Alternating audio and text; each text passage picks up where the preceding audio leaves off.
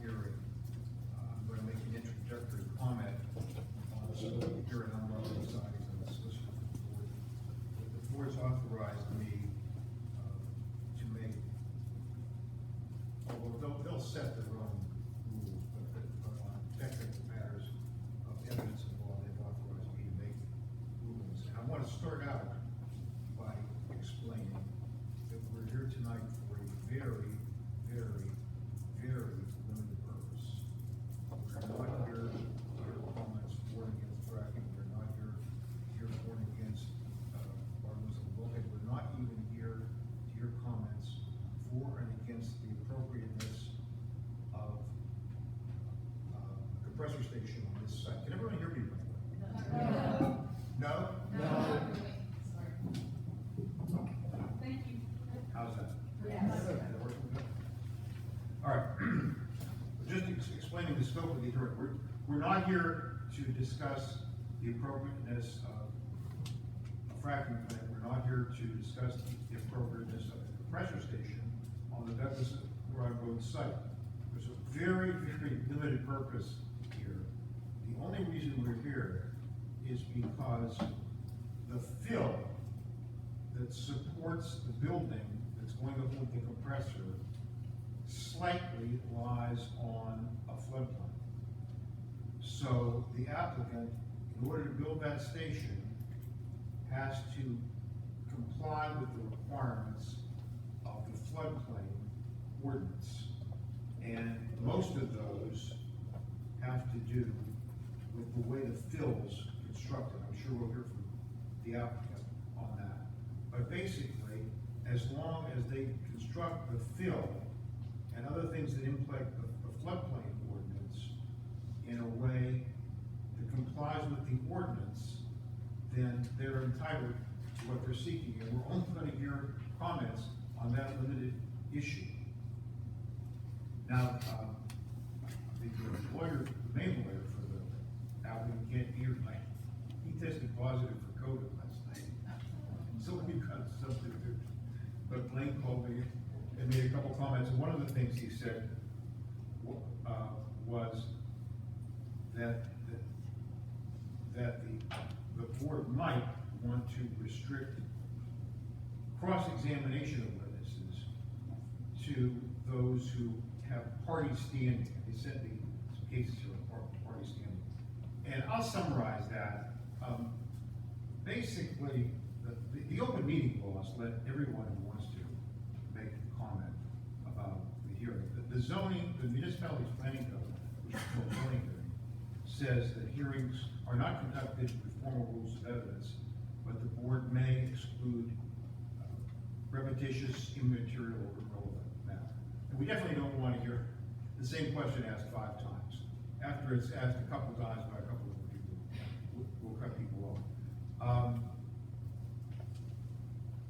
The applicant's lawyer takes the position that we can also restrict questioning of the applicant, cross-examination, to those who are established to be parties. I'm going to ask, actually, I know it's a technical thing and you may not understand, but if anybody wants to be qualified as a party, and generally under the case law, that requires living within a half mile or so of the plant, or otherwise being substantially affected by it. If anybody wants to be considered a party on that basis, I'd like to know that at the beginning of your testimony, because that does give you additional rights to cross-examine otherwise participate in the hearing. But I'm not going to, at this point, the board is not going to, at this point, limit cross-examination in that regard. We'll just see how it goes, who has questions about what. With that, I'll go into my standard speech here about swearing in the witnesses.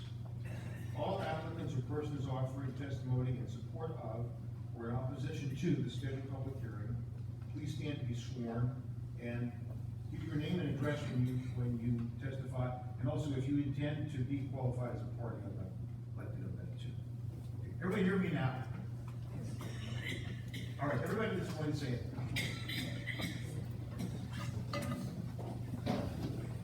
Well, please say much. Do you swear to tell the truth,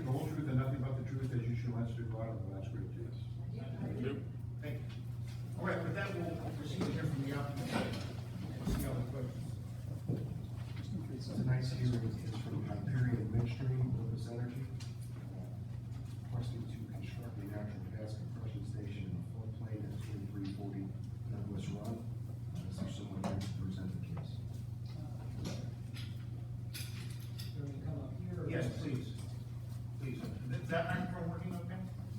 I'll make sure everybody hears. You can move back if you want. Please state your name and address. My name is Michael Torrance. I'm an attorney with Bass County, representing Hyperion Industry LLC. Address is 2 Gateway Center, Pittsburgh, PA 15222. Thank you. As your solicitor indicated, Mr. Lucas, who usually would be here, was not able to be here tonight, so we know how important the hearing this is and how everyone's come out here. So I'm going to be filling in for him tonight in this presentation. As you heard, we are here, really fairly simple matter. This is a question of the application for a variance for construction of a compressor station in a parcel that is, a small part of it is in floodplain. Under your ordinance, you give certain criteria for applying for this kind of variance. There was some question in reviewing the ordinance as to whether, given the criteria are spelled out specifically, we really show that we can meet them, whether variance is required. But ultimately, we decided to file the application, go through this process, so that everybody here see what we're doing, and showing what exactly this is. So there's an argument, this isn't even necessary? There is an argument that it wasn't necessary just simply because it was spelled out in the ordinance in the specific criteria that we think we already meet. However, that's moved, we've applied. Oh, I know what you're talking Yeah, about. we've applied, It's for everybody's benefit. If anybody hasn't read it, the wording of this is crazy. It really should be laid out like a special exception, which if you satisfy the technical requirements of the ordinance, then you get relief. We have special exceptions all the time for people who want to co-locate over that tent. Well, it should be like that. And most of it is, but then there's this crazy section that says nothing can be built in the floodplain without this special kind of variance. And you interpreted, I think it's probably the right interpretation, that under this crazy ordinance, you do need this crazy kind of variance, although it's not, I think everybody agrees on, I want to hear your comment, everybody's comment on that. It's not the regular variance standard where you have to prove that you can't use the property for everything else. It's specific criteria in this ordinance. correct. You have, in the drafting of this ordinance, there was spelled out a specific set of criteria that is required to obtain this variance, which, the solicitor indicated, differs in some ways, primarily on the issue of hardship from the standard of PC definition. Our interpretation of. I want to hear from you a little bit on hardship, though. I still. We do have, yeah, we can talk about that tonight. Our interpretation was that you, in setting up this ordinance, may have had an understanding, that you didn't want people to come here and have to give this presentation, but ultimately, laid out on the secondary chemical things, or none of that, we're comply with all that. Yeah, I know. The intention was essentially that, just to make sure that anybody who was going to build in this kind of area, was coming for you to show the criteria and properly show that.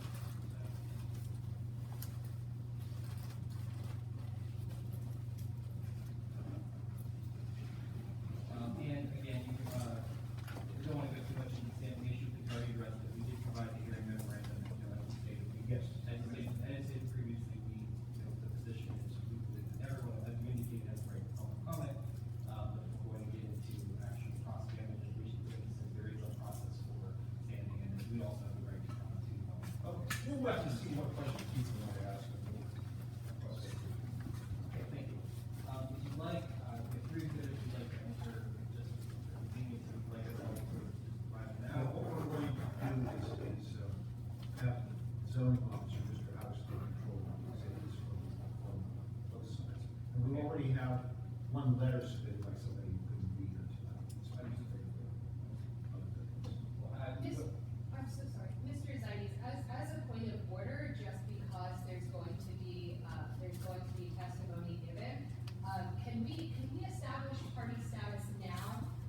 the objectors have their legal right to object to. I'd rather do it person by person when they testify. Okay, so will you leave it open to anybody to Sure. object?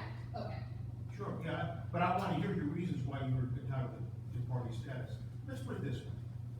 People can come up and start talking.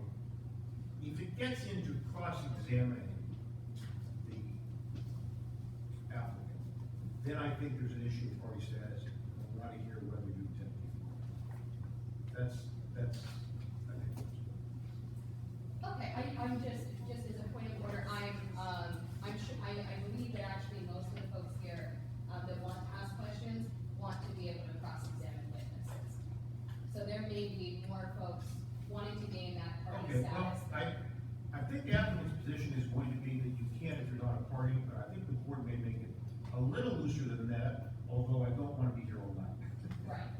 So I think the board's inclined to let a few questions, but nothing repetitive and nothing terribly technical or adversarial. That's, unless you're a party, Right. unless you're a party. So how would you like those gaining party status to put on their cases as well? With that, How would you like party status folks to put on their I'd like to case? hear where they live, how close they are, how they think they're affected by it. Right, and if they have an expert witness to testify tonight, how would you like to move through that process? I think we'll hear from the applicant and his experts, and maybe if the opponents have an expert, we'll hear from them, and then get into, what we should do actually, it's not a, what we should do is have the applicant present his case, then anybody who wants to make a comment on that can, then we'll get into party status. Then after that, the opponents can make their case. I think that's the best. Okay, that's fair. Thank you. Good.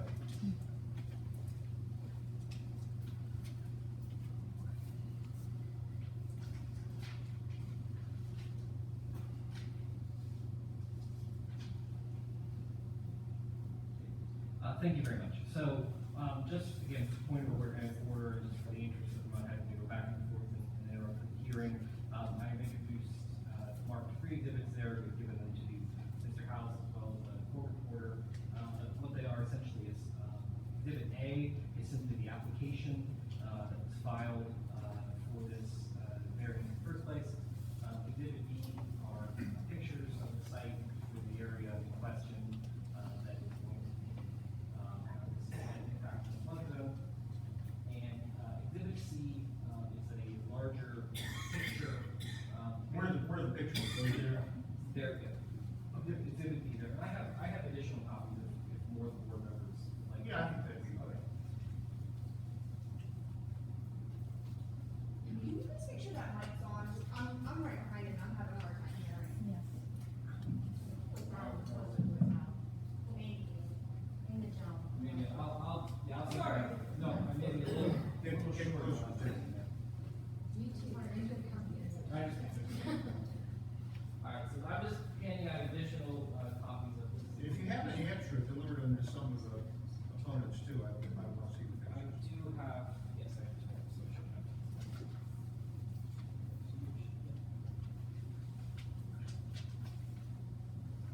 And again, these are, just.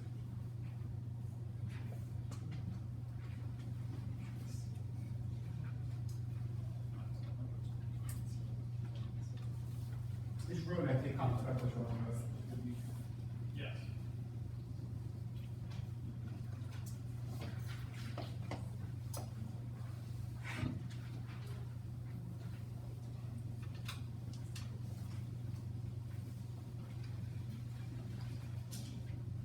And this, again, this is gonna be, this is just a picture of the parcel with, again, highlighting some of the flood zones.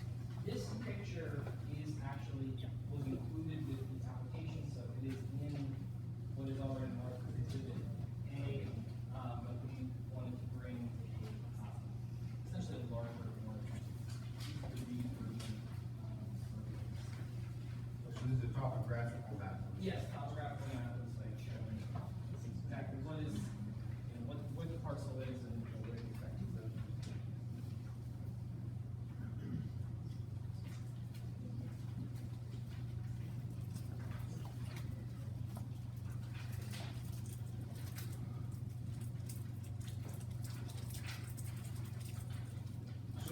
So the rectangle in the center is the building, and then the larger sort of rectangular space, that's the pad. Yes, but it may be easier, I'm gonna have my witness, obviously. I just wanted to get those up in front of everybody so we can refer to them, but I'll have my witness, explain what he's looking at. We also we'd like to put up here, just a few boards that we can put for folks to see. These are all, part of the exhibit that's been given. We have a general location map, which is including the original application, which is Exhibit A. We have also larger versions of those photographs, the larger version of the site version, and also diagram of path layout, which so all of that is in the exhibit, but we also wanted to be able to put up we're going to use gloves for both the board and some more members of the audience. All right, just with those sort of preliminaries out of the way, I'd like to call my first witness, which is Brian Daly.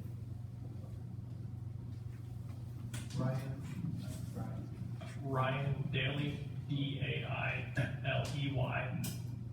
Mr. Daly, can you just, for the board and for everyone here, basically explain what your position is and your qualifications to talk to the subject? My position is project manager with Civil and Environmental Consultants out of Monroeville, Pennsylvania. A licensed professional engineer in Commonwealth, Pennsylvania. I'm also a certified floodplain manager. I'm a member of the Association of State Floodplain Managers. And you are familiar with this particular application and the site plan?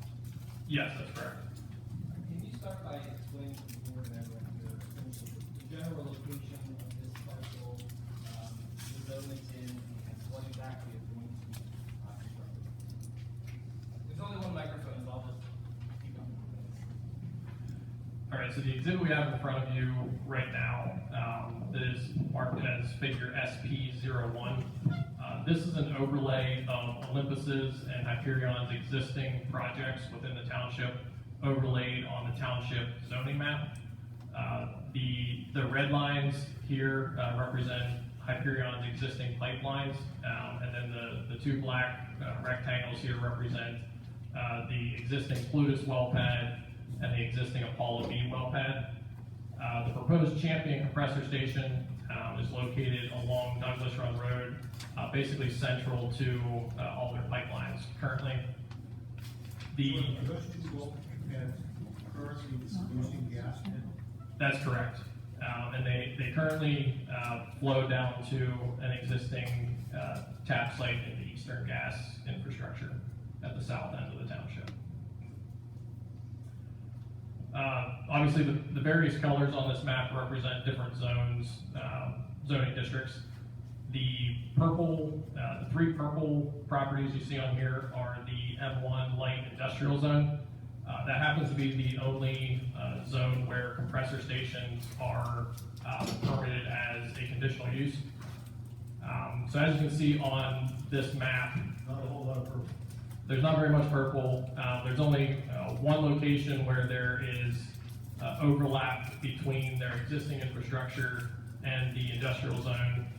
And then we also analyzed these other two purple properties on this map. And based on the setbacks of the oil and gas ordinance, they would not be able to construct compressor stations on those properties. So based on that, we located the compressor station along this property, along Douglas Run Road. So is this then the only possible site for a compressor station along your line in compliance with the ordinance? Along their existing infrastructure, yes. Is that? Yes.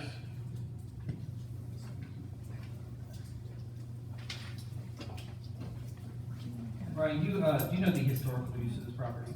Yes, so historically, this property, it's a rather large property. It's actually split between the R1 rural residential district and then the M1 light industrial district. Historically, this site was used for coal mining operations. So there are actually old railroad tracks that came into this site as they brought the coal wells and mines. It all came to this central location, and then they loaded it on rail cars to take out. Now, it's been a long time since they did mining at the site, so most of the site has been in various states of reclamation. So a lot of it's currently meadow species, some young woods, forest species. There's also some existing utility rights of ways across there, including Hyperion's pipeline.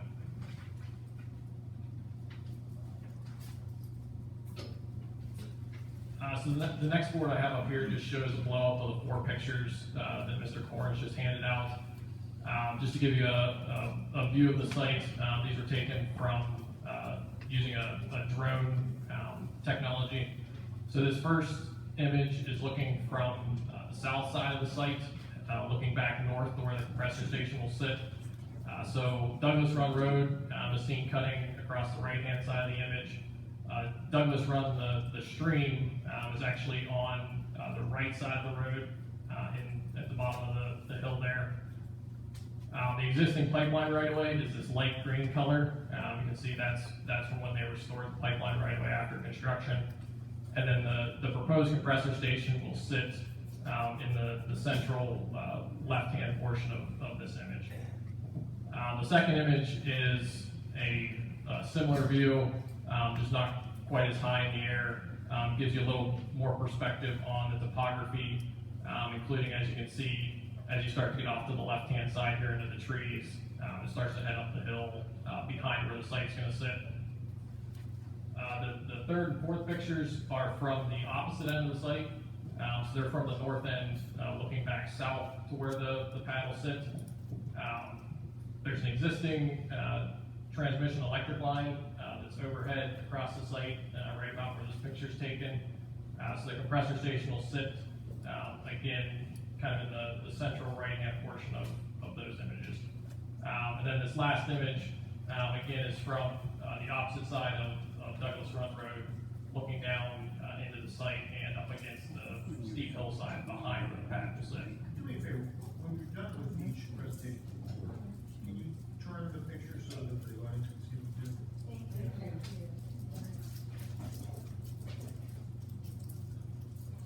Am I on next to that and record it? My eyes will not make it that far, I'm sorry. Thank you.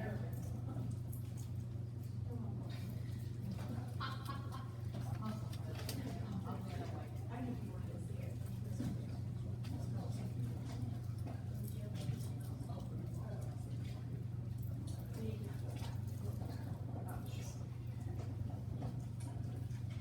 All right, so the next exhibit I have in front of us is the FP01 drawing, which was submitted with the application. For purposes of this hearing, we did highlight the blue area to make it easier for presentation purposes, which is what Mr. Torrance handed out to you previously. What's the blue area again? The blue area, which I'll discuss here in a minute, that's the proposed floodplain once the pad has been constructed. So that would represent the area that would be flooded during the 100-year storm event. Of Douglas, it's Douglas Run with flood. Correct. So to talk real quick on the site design before we get into the details of the floodplain analysis. The background topography on this site shows how steep the hillside behind where the proposed pad is located. And then the proposed grading associated with the pad, you can see is kind of a long and skinny pad. We basically did that to, one, to minimize impacts within the floodplain, and also to minimize cuts into the very steep slope behind the pad. I think I'm starting to see your problem. You can't escape the floodplain by going farther from the road because there's this huge hill. Correct, and the next point I was going to make is we already have retaining walls proposed because of how steep that is in the back. And so if we were going to push this further back to stay entirely out of the floodplain, Not only would it become unfeasible to construct those retaining walls because of how tall they would become, we would also start encroaching towards the old coal mines that are in that hillside. So for those two purposes, we determined it was necessary to go with a long skinny pad and include a small encroachment within the floodplain. The magenta dash line that's highlighted on here, that represents the existing 100-year floodplain. So that would be the area that would be flooded today with no development on this site. So as you can see, this corner of the pad grading encroaches within that area, but the majority of the pad, and just a little bit of the access road there, but the majority of the pad and the access road are outside the existing floodplain.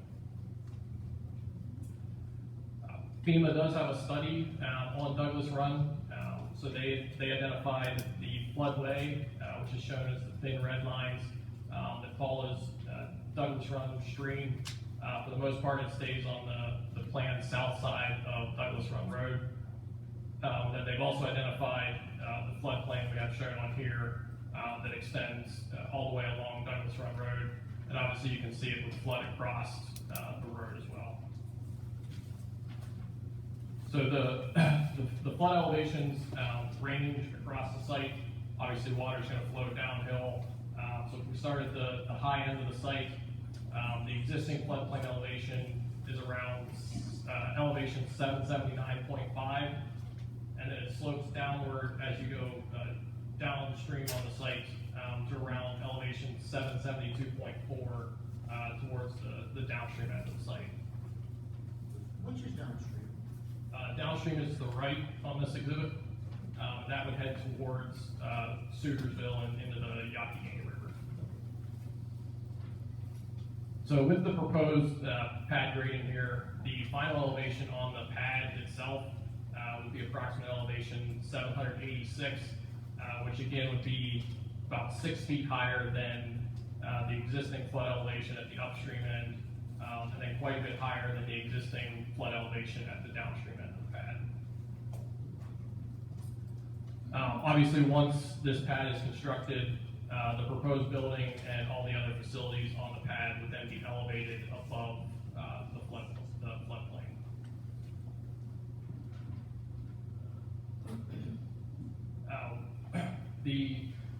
One of the critical pieces of the floodplain ordinance is to not increase the water surface elevation by more than 1 foot as a result of your project.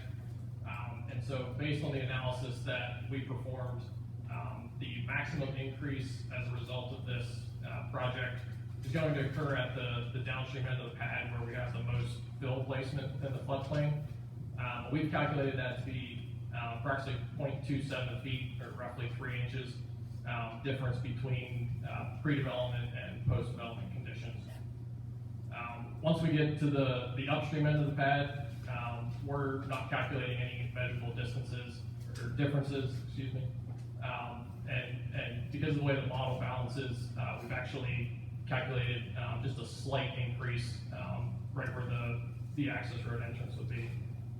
Again, once you get downstream of the site, no changes in water surface elevation there. Do you don't remember what section of the ordinance that is?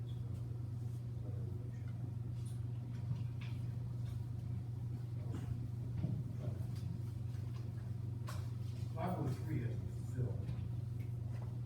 I think it's towards the front.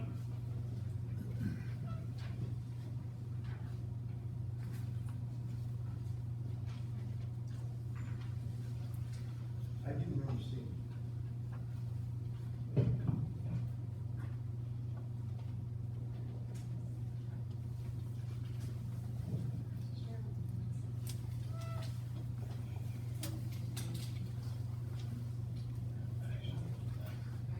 It's right here. Non-residential structures.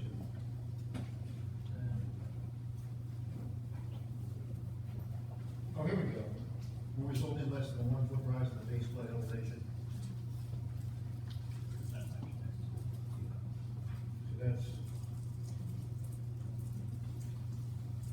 501, 2.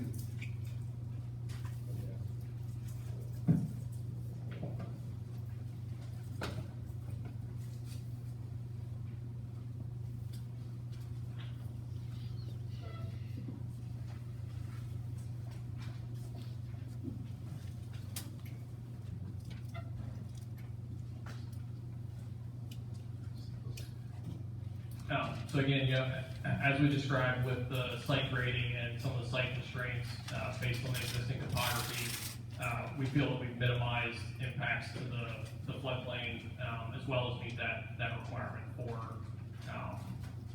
minimizing the increase in water surface elevation.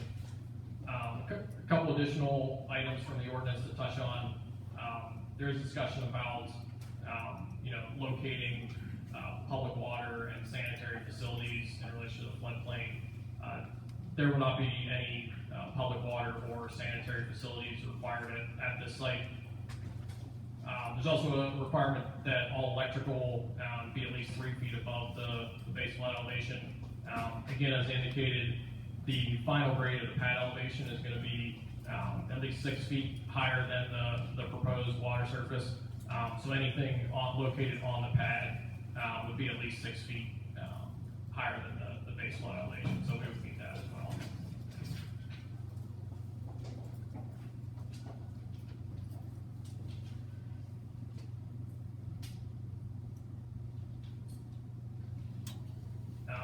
As far as other permits are concerned, Hyperion has applied to the DEP for their erosion and sedimentation control permit, so that's under review.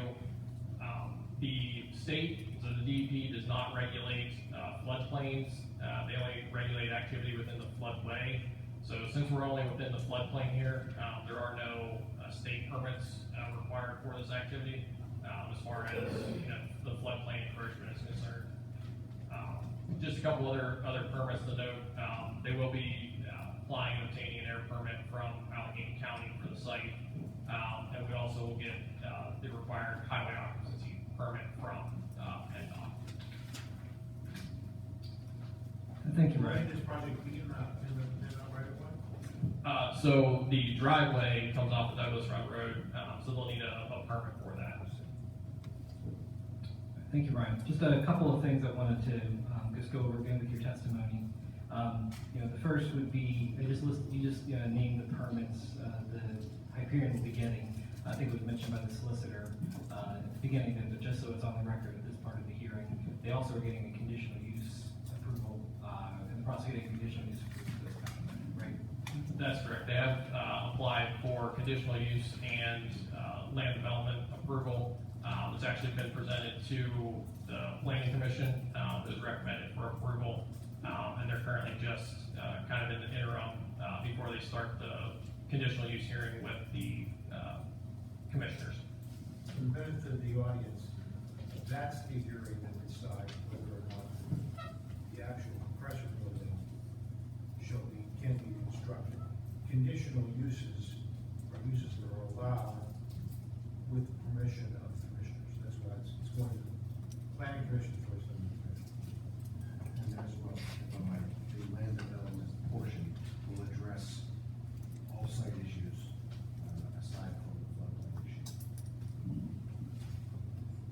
Now, Ryan, I think this came out a little bit back and forth with the solicitor, but I just want to make sure it's clear for the record. You described the topography, particularly toward the back end of it, as being steep.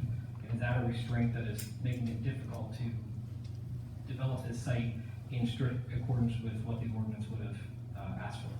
That's correct. It becomes infeasible to construct into that hillside behind where the pad is located. And because of the other sections of the ordinance involving setbacks as well as the uses in particular zones, there is no other property where this could be located. That's correct. Now, Ryan, one of the sections of the ordinance refers to developments that be dangerous to human life. And if you follow back to section 504, essentially involves the storage of chemicals. Are any of the chemicals listed on this site going to be stored in this location? No, not within the floodplain. Will there be be any storage of chemicals in the floodplain? No. Will there be anything underground in the floodplain? So not as far as facilities on the pad are concerned. Their existing gas pipeline is within the floodplain, so they would have underground gas lines that would connect in the floodplain, but that would be no different than any typical stream crossing. And again, it's below ground, so it wouldn't affect any sort of flood elevation or anything like that. And just, obviously, we're really talking, as Solicitor mentioned at the beginning of the hearing, we're really talking about the fill that's gonna be here. Correct. Just, so will that fill, and, just make sure that clear in the ordinance standards, extend laterally at least 15 feet beyond the building line from all points? Yes. Consist of soil or small rock materials only, sanitary landfill should not be permitted. That's correct. Be compacted to provide the necessary permeability and resistance to erosion, scouring, and settling. Yes, and they've actually commissioned the expertise of a geotechnical engineer to prepare a geotech report for this site. I believe that was included with the land development and conditional use applications. Be no steeper than 1 vertical and 2 horizontal feet unless substantial data justifying steeper slopes are submitted. That's correct. The proposed grading is 2 to 1 slopes. And be used to the extent which does not adversely affect adjacent properties. Yes, as I mentioned, based on the hydraulic analysis that we performed, there won't be any change upslope or upstream or downstream from this site. And just because it also, if there is a standing argument, so it is clear, is there going to be any impact from this specific floodplain variance on any properties outside of property in question? No.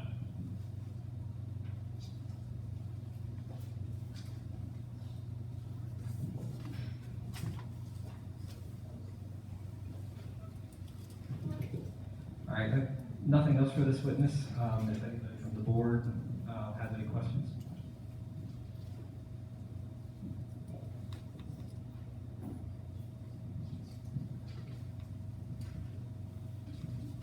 Looks like you covered most of the stuff, most of the requirements.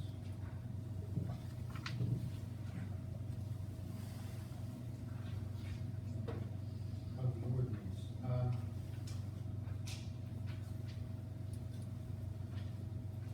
On the section, 504, talking about hazardous substances. You say your engine or compressor lubricating oil will be stored at the site for maintenance purposes. All fluid filters will be located on the pad, which will be constructed above the regulated flood elevation. So then, because you're above the regulated flood elevation, none of that applies. Is that what you're saying? Yes. Yes, we believe that the way the ordinance is written, these cannot be stored in the floodplain or floodway. Okay,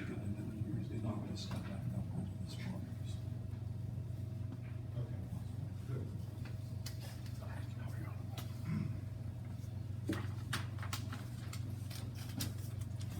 All right, so, what, any other questions?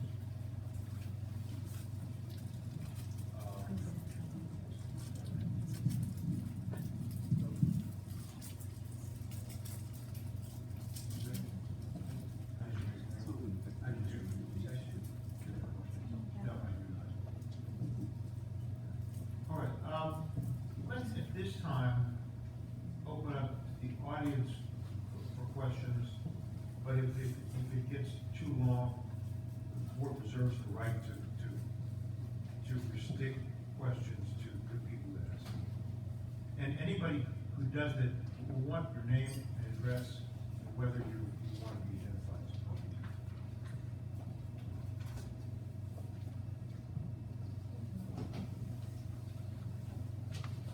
Margaret Morgan, 2310 Douglas Run Road, so I'm right up the street from. Yeah, fine. Margaret Morgan, 2310 Douglas Run Road. Margaret? Morgan. Okay. So you're saying you're going 6 feet higher than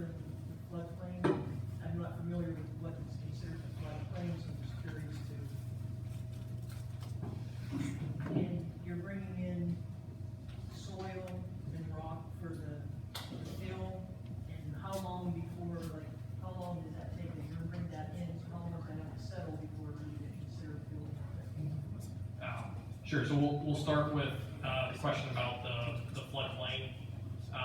So the floodplain lines on here are shown by the pink line, pink dash lines.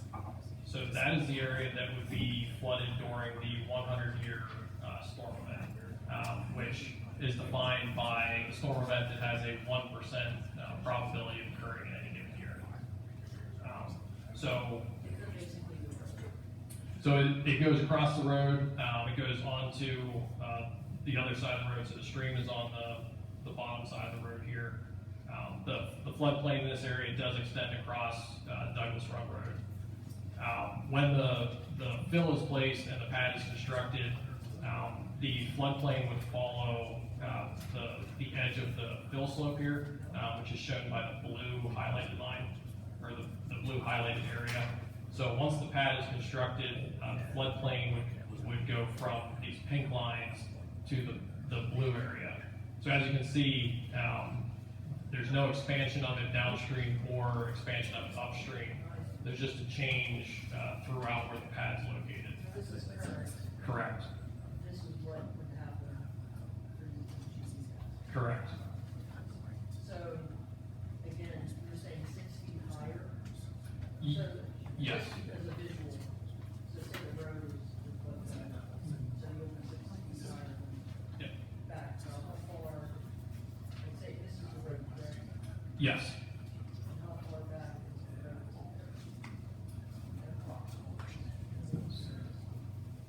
I'd say from the road to the proposed fill slope, I would say is between 40 and 50 feet. And that's where it starts to slope. So if you're 40, 50 feet back from the road, that's where the slope would start, the two vertical one Yes. to you build the pad. Yes. So from here to here, that's the pad, like this is the pad, correct? Correct. So yeah, this will be the edge of the pad. Right. So then from here to here is approximately, 12. Yeah, 12 to 14 feet. Right.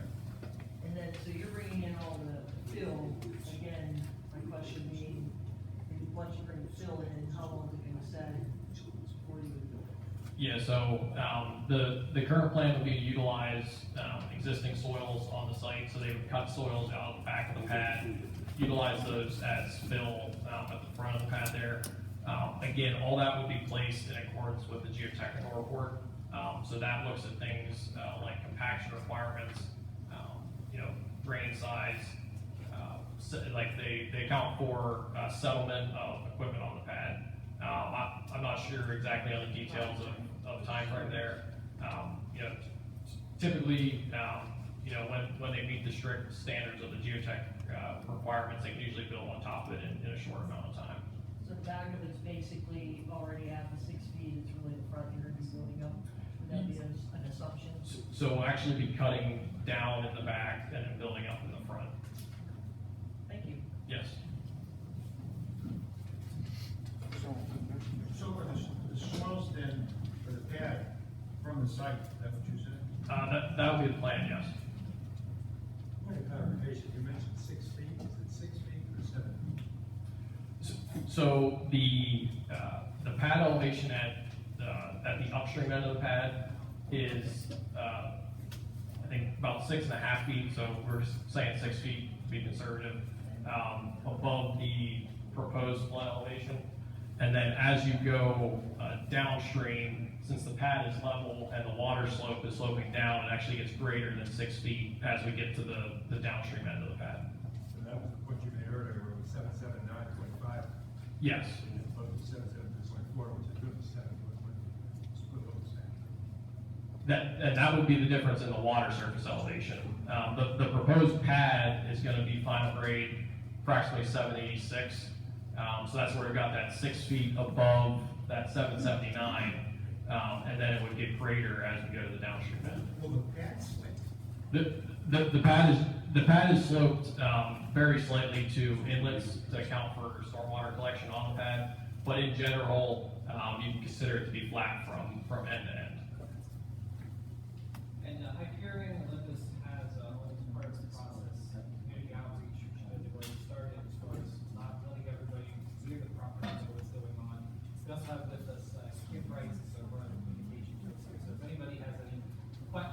has any questions, they just want to talk to her or about, setting up a meeting or something like that, she's available, for that service. If you just have questions about what's going to be.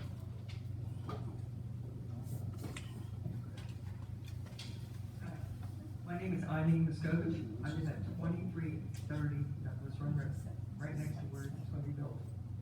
My question to you is, you're building all this up, what about all the water that's coming around here now?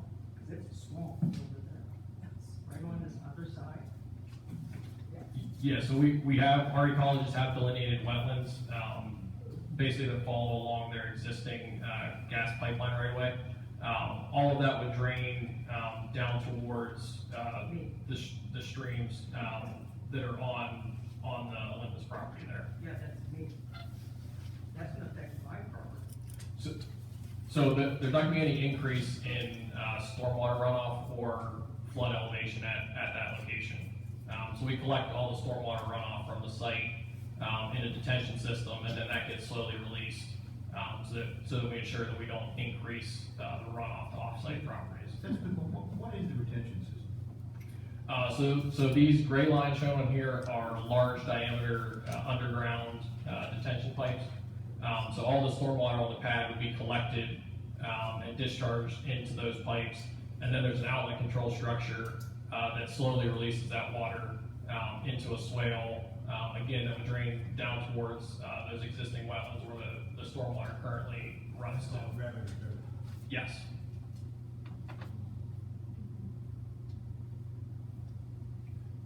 And the DEP heavily regulates, stormwater runoff through the E&S permit process. I've been living at this house for over 20 years, and it's flooded across the road twice. It's not an objection, just address the question. I'm just letting you know, this is what's gonna happen. Well, yeah, that's right. Yeah, the testimony should be after the cross-examination. That's, Okay. What I'm just a saying, few words are gonna make it. you're putting this big rock here, water's gonna have to come around, and it's gonna affect my property. Where is your property? Right next to it, On which side? On the right? same side, first house in. You're near, Nichols Hill, kind of in that little triangle area. Yeah. Okay. I'm the one right next to it. Yeah. Where's the mining underneath this? So the mining is back in the hillside, behind the proposed site there. What's underneath there? Do you know what's underneath the land? Underneath the pad itself. So again, they've done geotechnical borings out here. A lot of it is, historic, what they consider mine spoil material, which was, fill that was placed, either during the mining operations or during reclamation. Like I said, I'm concerned about that. Was it open together or was it a deep mine? So again, it was deep mined in the hillside behind here. The actual coal outcrop, was on this hillside, so there wasn't mining directly beneath where the pad's gonna sit. But because it was flat down there, that's where they had all the facilities and the railroad, tracks that came in and out of the site. Okay, and that's why there aren't trees in that part. Correct. They're not as high as they are. on the- Correct, and that's also why we can't push this pad back into the hillside, because that's when you start getting towards, where the deep mine was open. Now, your pad that you're building, you're gonna have to pound drive, right, to support it? Or is it just gonna lay on top of all of this? And what happens if it starts sinking? I wouldn't anticipate it to start sinking. You got more problems.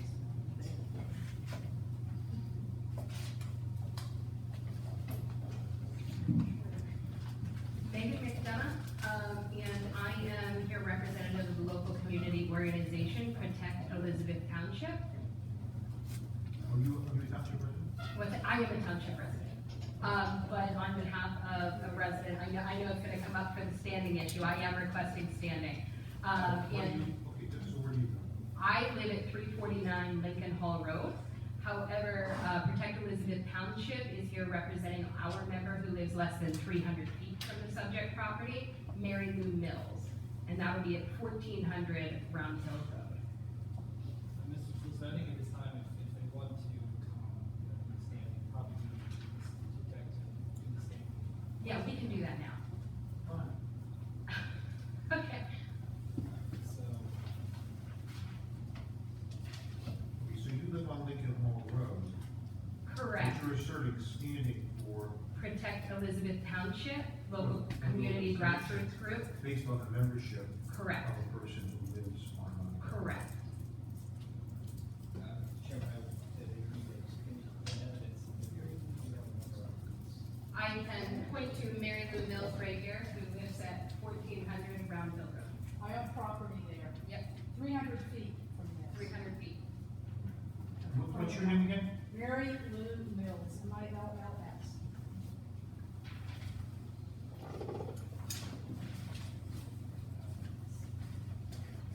So we're gonna have that, we're not on this issue, we're here. There's lots. Yeah, if we're gonna do, a voir dire on this issue, I think we need the opportunity to call the resident as witness. On the question of standing. Yeah, I think we sort of have to. And it's Mary Lou Mill. Yes, sir, Mills, Correct. MILLS. I'm sorry.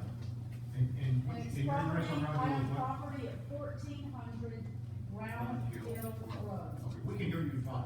You can ask questions. I can show you on the map where. Okay. It's on your map. If that's needed. We'll just, Okay. Just to make it easy for everybody, I'll put this in as Exhibit D. I have a sticker for that. Do you need her to do it, or? Yeah, I mean, you need the resident, just because I need her to come and. That's fine. talk to us, right? Yes, sir. Just have to identify. Oh. Yes,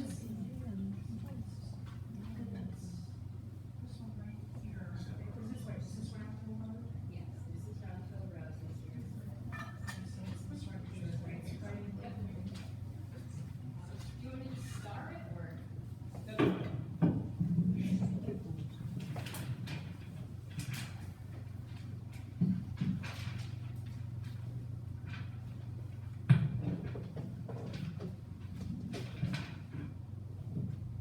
Mr. Solicitor, okay, she is within the half-mile radius. As we mentioned earlier, in our hearing memorandum, we believe there's really two criteria you need to meet. You need to be, have a property that is within a half-mile radius, but also be able to show substantial impact. And not a substantial impact from the fracking pad or from the compression station or any of the other issues that would be properly the subject of the conditional use hearing, which is tomorrow, but specifically. It's your position that it has to be within a half mile? Has to- And there has to be. Some showing that there'd be a substantial impact from the granting of the variance. And there's, so there's some case law in there, I think, that supports the fact that you do need to have showing of substantial impact from the specific proposed request. And, we've already offered testimony that, the, actual variance request here tonight, will not have any upstream or downstream impact. There won't be an impact that's on the property, and therefore there would be no substantial impact on any individual property owners. Making a decision on that at this time would be premature, as our case proves that there are impacts outside of, what they've testified to, and we have an expert witness present to Definitely want to testify. hear what you know tonight. Right, so I would ask that I be granted standing. Well, do you have any evidence of impact? Of course, well, she lives well within the half, No, she lives close. well within the half mile. But you And said my it doesn't expert affect witness, anybody outside. well, he can say that only once, it's a great legal argument, but it's pre-decisional before we're able to put our case on. Our case will prove that yes, residents here will be impacted. Well, let's hear that now. Well, can I ask my cross-examination questions? If she's proffering testimony in support of the standing argument, it needs to come before she continues I think cross-examination. that's correct. Well, I wouldn't present an expert witness unless I was given standing. The expert opinion she'd be offering would be necessary to get standing in the first place, which is why it's proffer. Okay, then I will contend right now that they may have testified to the fact that they can follow 504, which will not be injurious to folks around them, as well as the chemicals produced or stored on the site. It's not just simply in 504 that it would be stored, it's any of those chemicals that would also be produced, in which which case this will produce air emissions within the half-mile impact. Examination right now, we're on the skin. And that's what I'll still. trying to do. I still might receive an expert opinion. Right. On compliance with the ordinance, Correct. but But the compliance part of the ordinance is where we're getting outside of the scope, where they've testified, he's saying that they're testifying that there will be no impacts elsewhere, and that's great for their testimony, but in order to, you have to grant us standing to put on a case that rebuts that. Respectfully, you don't, because that's why you could Well, do you a do, that's proffer. why the standard in the NPC is not, but the standard in the NPC is not both of the provisions that he's outlined, that you have to be agreed and live within a certain radius. cases that I'm given seem to say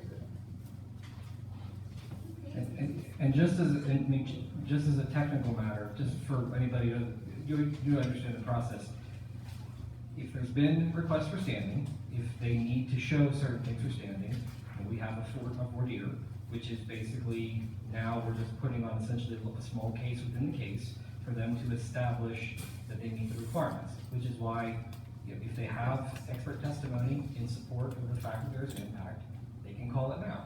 If they have it and you would be accepting it, then they'd be granted standing and the case would continue.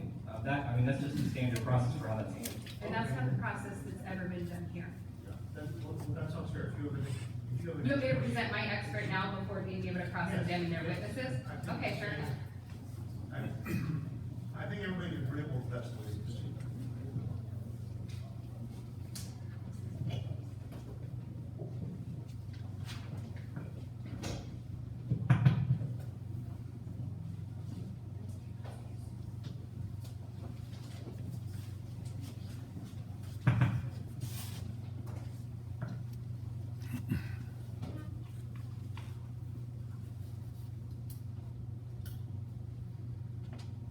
Okay, so we would have some expert testimony? Yes, so I have expert testimony. We had let Mr. House know ahead of time that because of the change in the schedule and the pushback of this hearing, our expert witness is able to testify tonight via Zoom. I already have that set up electronically to go and speakers in case it needs to be heard throughout the room. Yeah, but we'd like to hear from the expert now, how are we? Right, I'm doing that right now. I'm pulling that up. If there's a way to put it on the television, Chris, that would be great. Board have any thoughts on that? As long as we can hear. As long as you can hear, is that all you're concerned with? Okay. You That's just fair. want to You see don't him have too, to. but I think hearing is most important. I have Bluetooth speakers. Is there any way to plug in that screen? I'm no technical wizard. Me neither, Mr. Davis, me neither. Can you hear me? You guys need to see the MPC on standing, I have it right here. It's right there. Okay, There's a Portland standard, which is the piece, can you hear me? That's not the Portland. The NPC is just effective. It doesn't. I have the NPC here, what We have it too, it's right here. section are you talking about? It's section 908. 908, 3.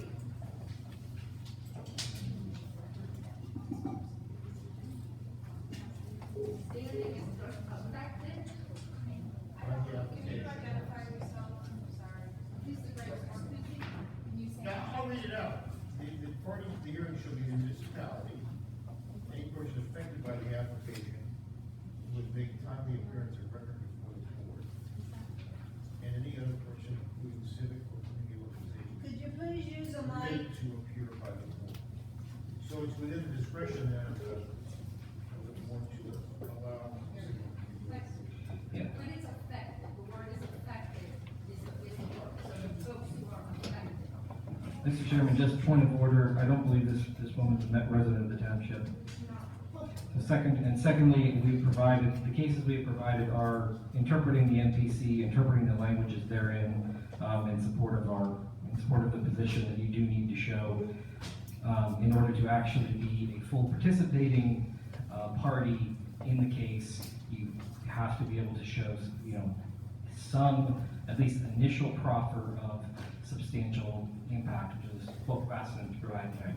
Again, none of that stops the ability for all the residents of the township to provide comment, as all agreed to. The main case on there is the William Penn case. Of the cases you submitted, they were all Pittsburgh or Philadelphia, so they were not MPC, except the one Robinson County. And it cited William Penn. Mr. Zayes, the Robinson Township case that they're referring to in that was referring to standing on a hill when we go to court, not in a municipal hearing, as we're supposed to be doing here. Well, in any case, And Mr. Freddy, I am a township resident, although Ms. Marcucci is not. I am, most of you know me, I used to work here. But we've been granted standing for people that live within a mile. I solicited repentance multiple times of other Olympus projects, because we will be affected if you're within a mile. So somebody that has 300 feet away should most certainly be granted park status. okay, it appears you satisfy that test. But I've been shown, within the Robinson Township case, the William Penn case is called, which is a Supreme Court case. In order to be aggrieved in the zoning context, a party must have a substantial, direct, and immediate interest in the claim That's subject. in a court proceeding, that's not at the MPC level, that's in a court appeal, we were part of that case. My organization was a part of that case. And just registering the objection, we have non-township residents offering testimony. What's the name of the party? And again, obviously that case is quoting directly from the MPC stand for standing. Standing allows you to participate in cases being governed by the MPC, whether or not that's at the zoning hearing board level, common pleas level, Commonwealth Court level. It is giving you the right to be a party to the case, which is obviously very different than comment, which is why there's a higher standard. Can my zoning board make a weigh in on this party status? Yeah, they can, but I have another suggestion. But it really is a very technical thing. I'm not sure the board's prepared Since to rule on it. this is based on our standing as a local, community group, I would also point to the fact that, I understand that we're here right now over the floodplain variance, but they have also, put forth emergency response plans, what have you, as part of the CU, application that identifies a zone of culpability and risk as far as this project is concerned. They've in their conditional use application materials, they've had to submit site-specific emergency response plans that identify a half mile out as affected parties. So, with their own admittance, as far as paperwork that they've already provided to this municipality, there is a half mile effect to this. And I would also contend that, Gillespie Run as well, this is part of my questions to establish that, which is, more pertinent on cross-examination. How far does Gillespie Run go? And, if we can identify the other tributaries that go into that could be affected, that could definitely be affected outside of just this near limit of disturbance. Here's what I'm the memo that I've been given on standing suggests criteria that I don't think have been satisfied tonight. But I have heard of Mills, isn't Rashid? Yes. And the board will receive any other evidence that you have about how this affects neighbors. Okay, so would you like me to? Not just the somebody that's posted, but how it affects neighbors. And then I'm gonna make a preliminary ruling that until I hear that there's no standing. If it's satisfied tonight, then we might change the rule, but as of now, I'm going to. I would ask that you leave it open for PET, at least until you hear from my expert witness, and not roll on it right now. Okay. Are you prepared for hearing from my expert witness? Okay, great.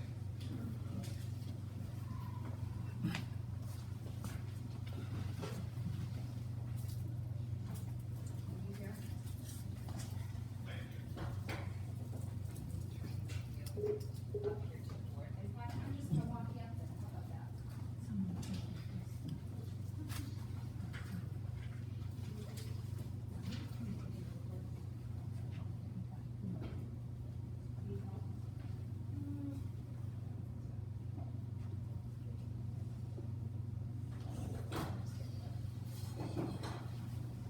Since you'll be testifying for the board here, would you like me to bring him on your table, or that's fair? Okay, great. Okay. And say hi to the board. Hi. Okay. So, And who is it? I would like to introduce, Gordon Johnson, and I can ask him a few questions in order to, establish his expertise if you'd like. Okay, great. Grab my- Hi, Gordon.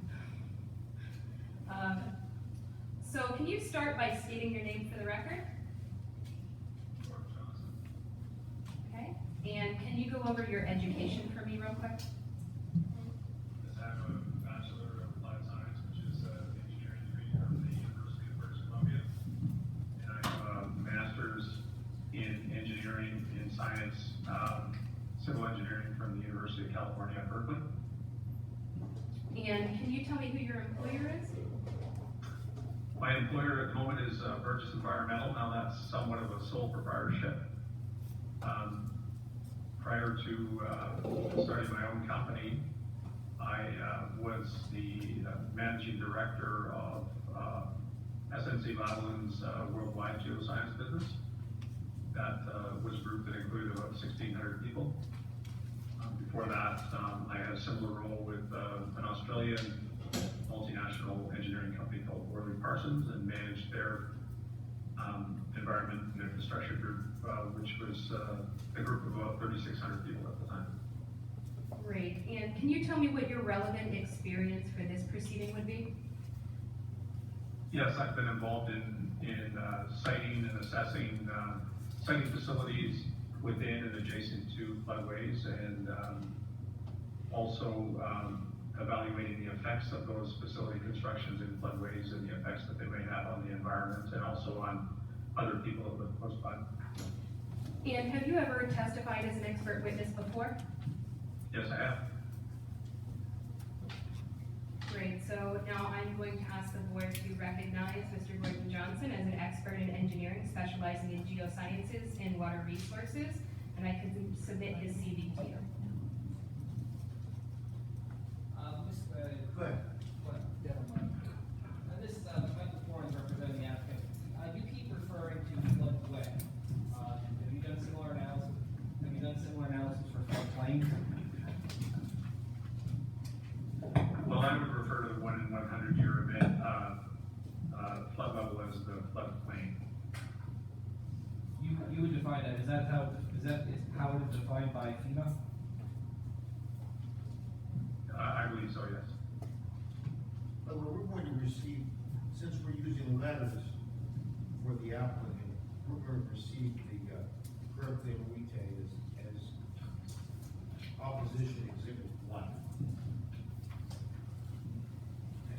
First, keep that.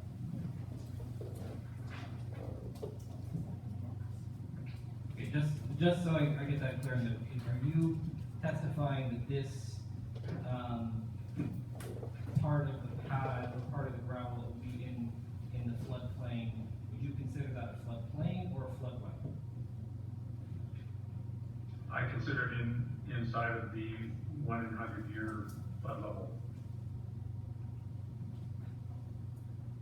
I don't think that's contentious. I Do think you that's recognize the basis distinction, of do you the recognize the hearing. distinction between a floodplain and a floodway? Use the microphone, please.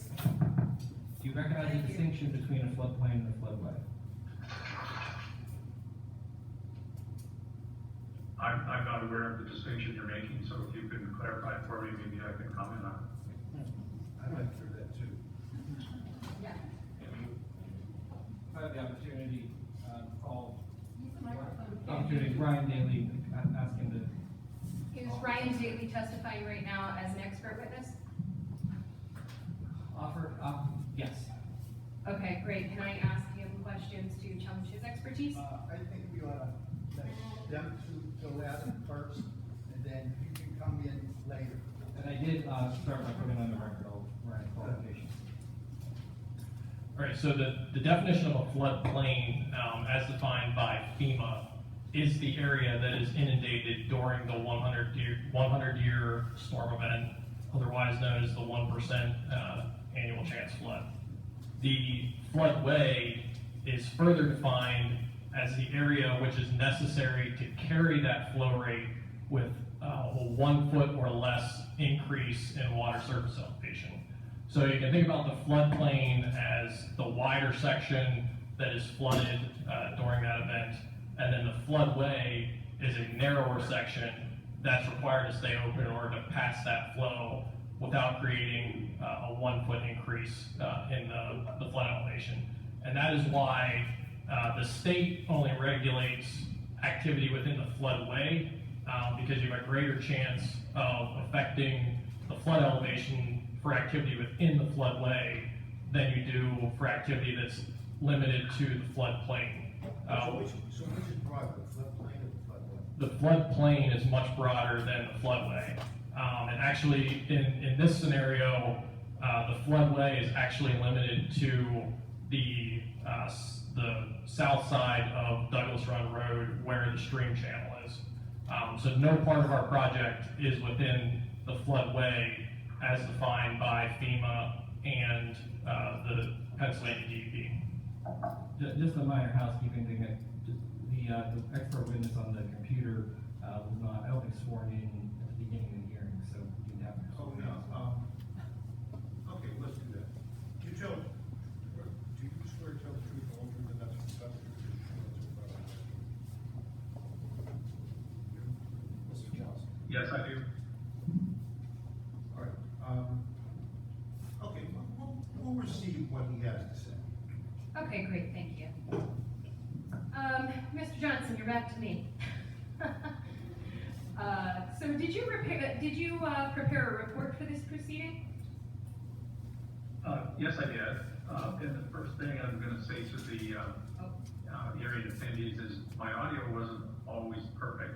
I did listen into everything that's gone on, but there were quite significant interruptions in what I could hear. Okay. So if I repeat anything that's been talked about before, I apologize, but I probably don't know that it's talked about. Okay, great. And have you ever prepared similar reports examining development in floodplains? Yes. Okay, and where have you done those previously? Most recently, I did some work on analyzing a development proposed in an unnamed tributary to the Trinity River system. Great. And then also in South Texas, an unnamed tributary to the Rio Grande. Recently, 2 projects in Canada. We don't use the same nomenclature, but the same idea of constructing in flood-prone waters and evaluating the effects of that construction. Great. And those were projects that went to, or potentially could go to hearing. Okay. And what documents did you review while crafting this report? Well, I reviewed the documents that were submitted by the proponent, as well as the local ordinance that applies to floodplains. Great. And right now, I would really like to, so sorry, Gordon, real quick. I would like to submit into evidence Gordon's report on this item. Unless there's you can show forms, if there's no objection, we'll see it as exhibit 2.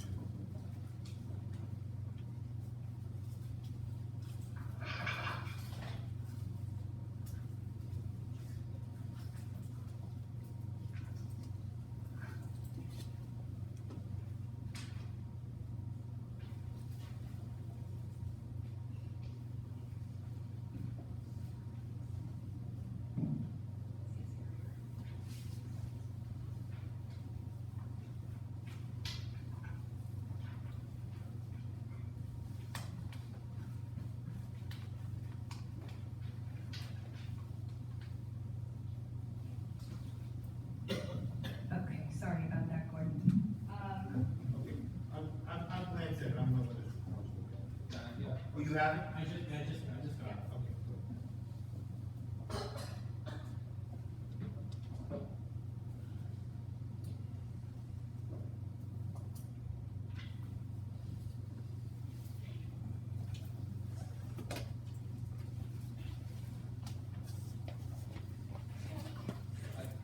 Mr. Solicitor, your earlier comment that you were, listening to this guy, was that supposed, that's what you're ruling something in the expert? Yes. Is that your ruling that you're something? I made a preliminary ruling against standing, that we're receiving evidence on the issue. Okay. What's your comment? No objection. No objection. Okay, great. So Gordon, in your review of these materials, did you identify any concerns? Yes, I had some concerns. It's a sensitive, facility to be, constructing and locating in a flood-prone area. And, I did see that there were reasons for that, and I think I heard some reasons for that, in the, proponent's submission tonight. But I would say that we've seen, very frequently in the past few years how areas that have been flooded, by extreme events that exceeded the one that's being talked about today. I think the area in question is no different.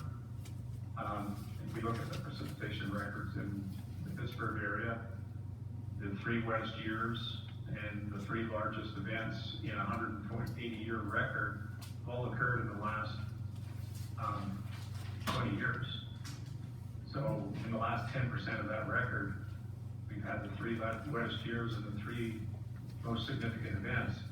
So there is uncertainty and risk associated with siting a facility like this in a floodway that simply isn't addressed by only looking at the 100-year event.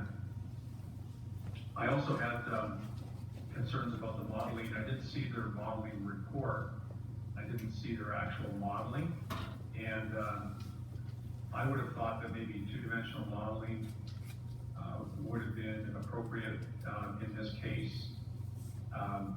It's not always more appropriate, but we do have confluences of a number of runs in the area that would complicate flow and cause turbulence. And the calculation of flow velocity resulting from a flood is a critical element of what we're doing here, because that velocity will cause erosion. And erosion is one of the damaging effects of a flood that we have to understand clearly. And US EPA has put out a position paper or a recommendation paper that does talk about, or sorry, the US Army Corps has put out that paper that favors 2-dimensional modeling. I believe only 1-dimensional modeling was done. And can It's you? not clear to me. Okay. Nope, go ahead, Brandon, sorry. It's not clear to me that the design criteria for the facility is any different than the actual 100-year event that is being modeled. And I think it's important that it be different.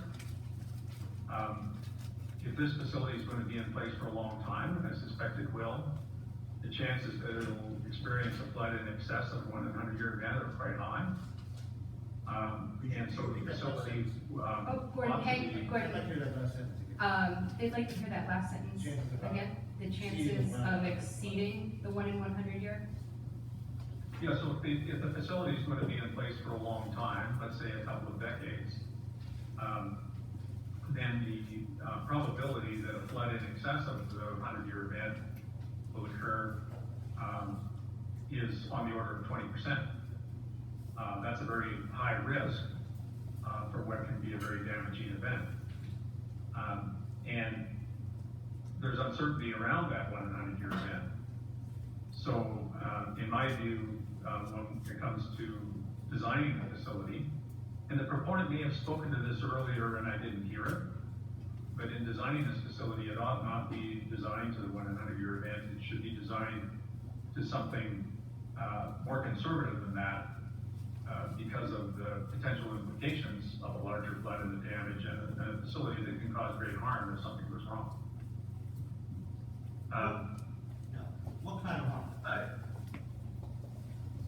Well, if you undermine the foundation through erosion or some sort of flow force that causes stress and strain and fracture of the supports, gas compressors can explode.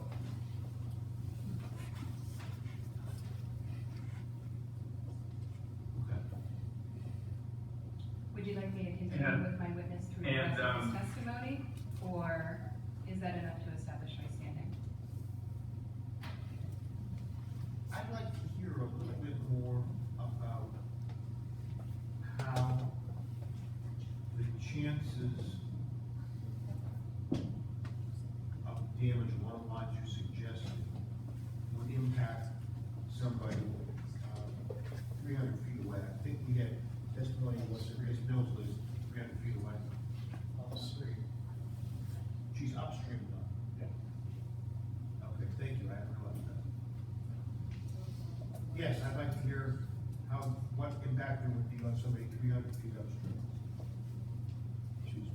Are you speaking to the potential risk of explosion that I just mentioned? Because the explosion doesn't recognize upstream or downstream.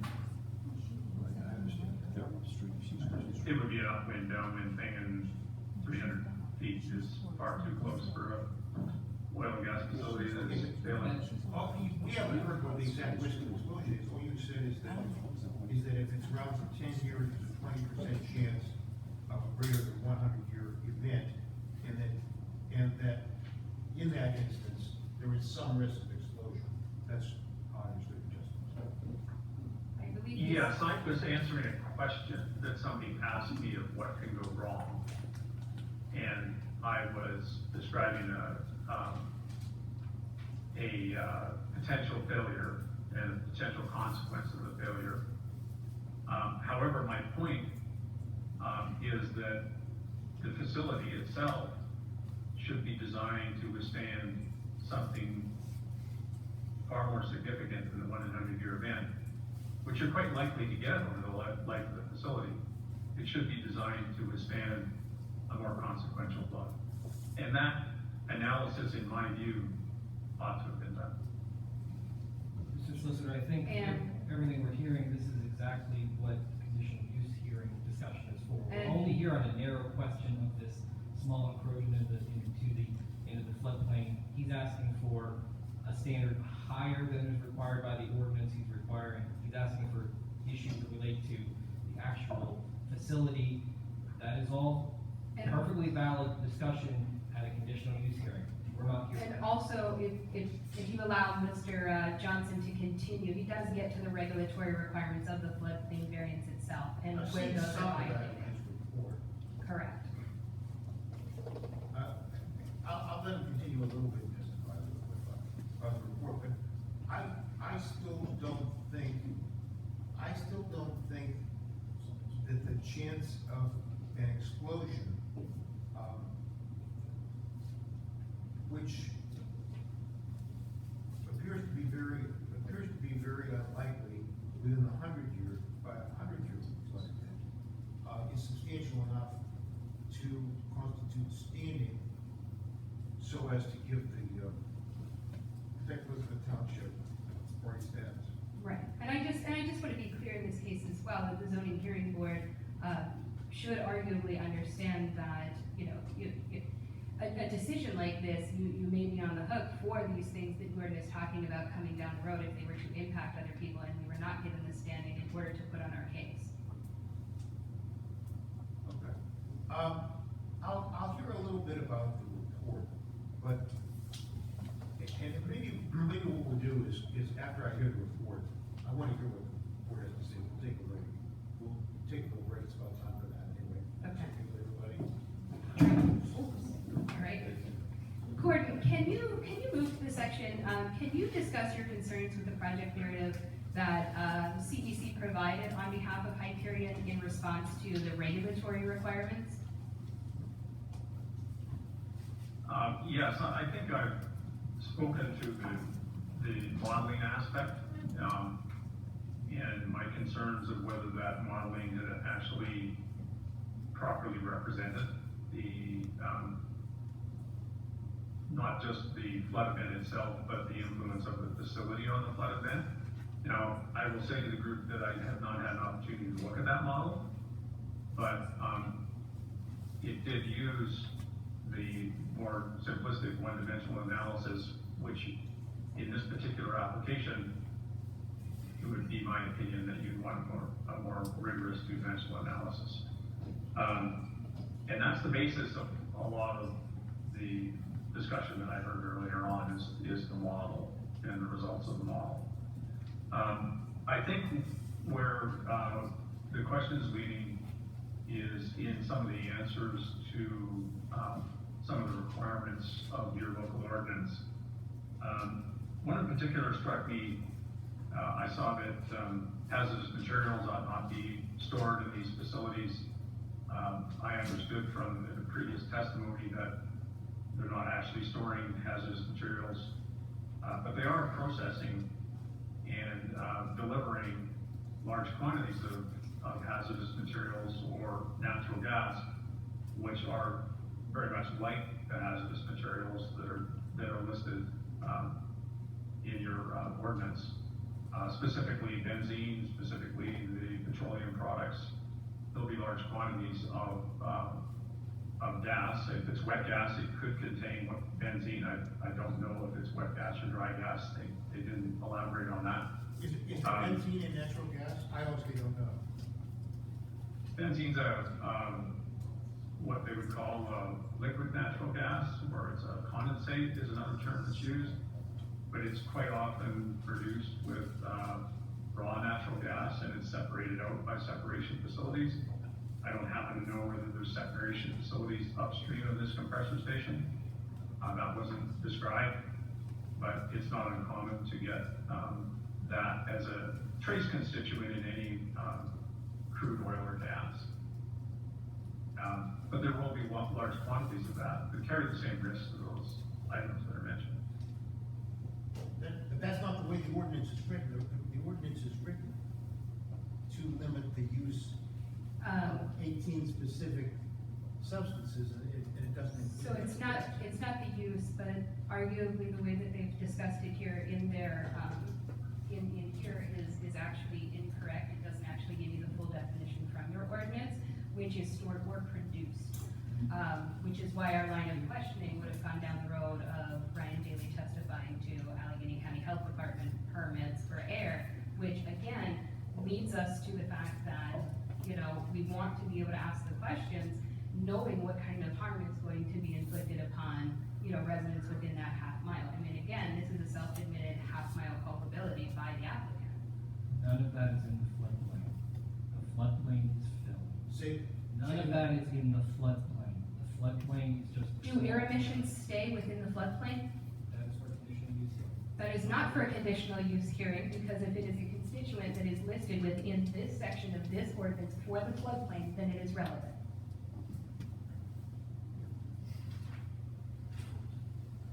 Well, it's a floodplain ordinance. It contains regulations on what you can do and can't do within 100 years. And public health and safety as well. Well, I do have one statement. Okay. The floodplain we're discussing is the 100-year floodplain. The building that is going to be on the path, which we have nothing to do with the building. We have a little bit of the path that we have to decide if we're going to grant a variance or a conditional use, however you want to say it, then the township is going to have to decide on building.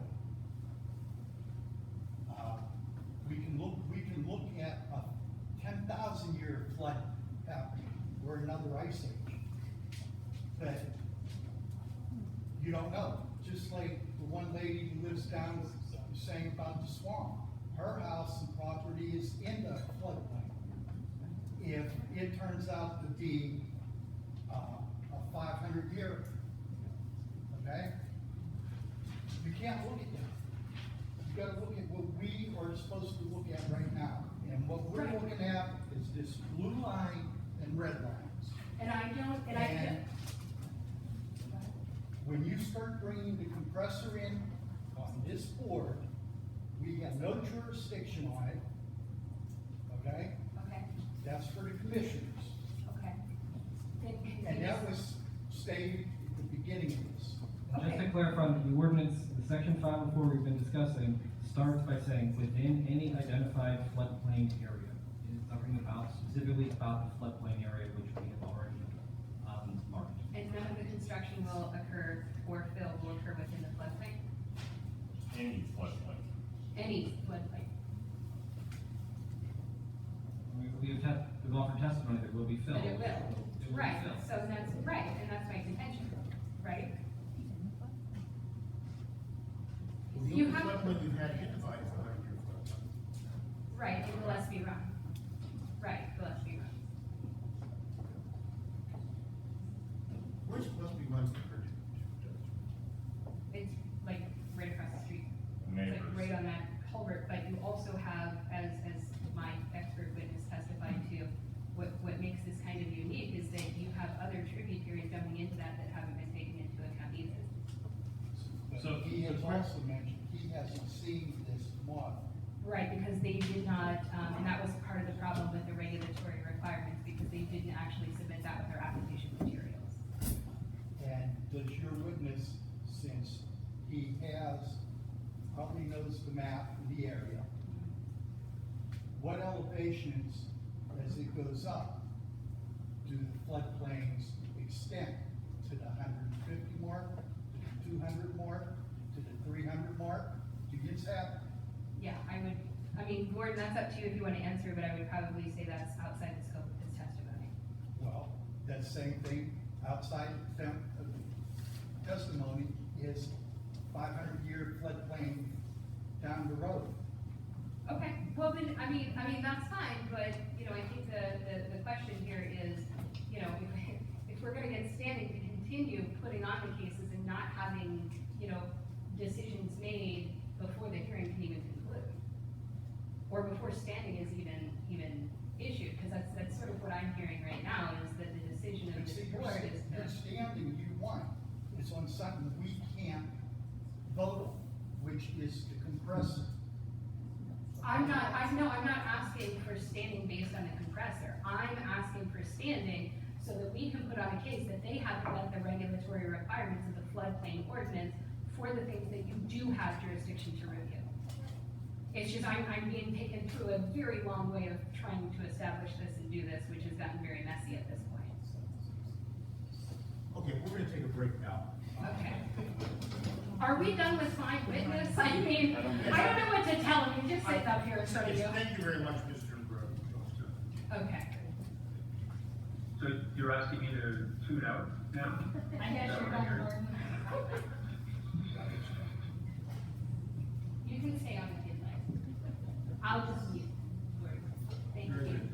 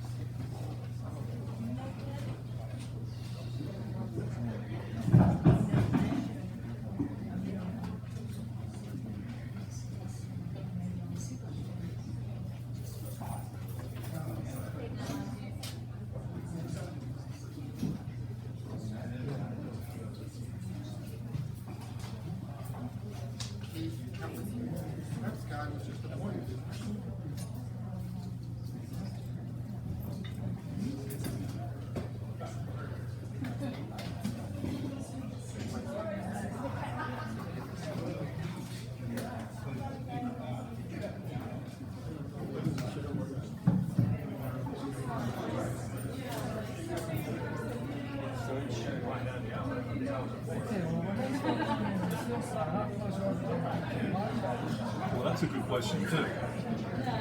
I believe they're going to dig in. I've done some work on mine.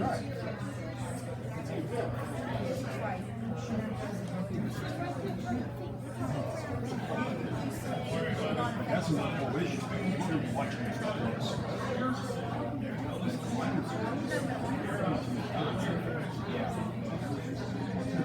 Water can come.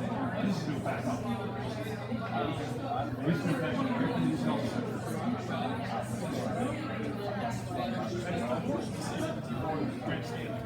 This is what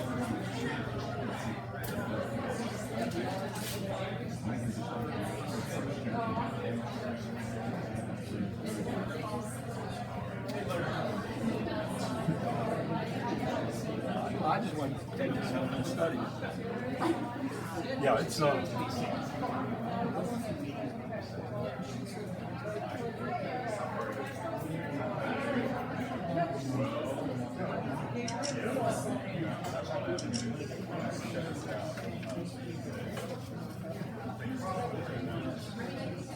these chairs are designed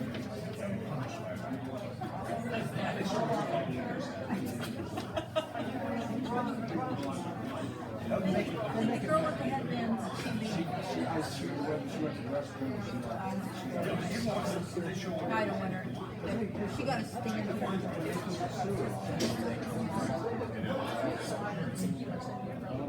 I've never seen it.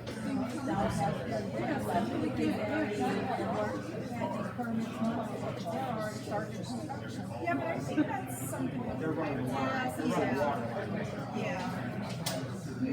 Where they tap in. Yes. Can't really stop that. No. Oh, I know. One angle already quite hard to go. No, she can't. Coming down here. I was a blind boy. Oh, I know. 25 miles an hour. Oh, gosh. And I'm thinking, what am I breathing? I know the one at 25 miles an hour. My eye would be like twitching.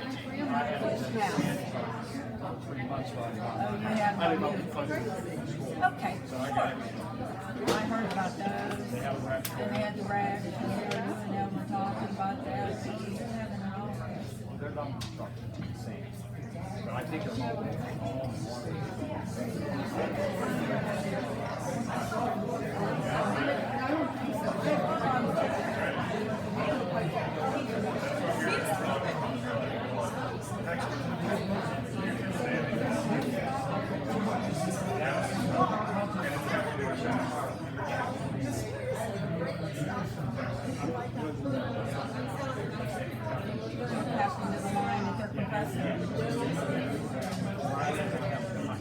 I'm investing in more here. And your area floods. So this is going to cause more flood. I mean, you flood. It's not last week. And I remember that summertime when I had to get back and try to figure it out. This summer. Yeah.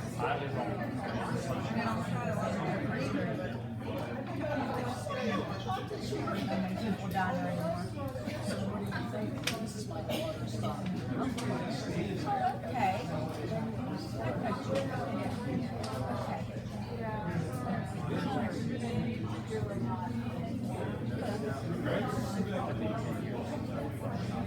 So what's happening? Yeah. Before you even get around the road. And they're not going to work. I said, no, we're going to close.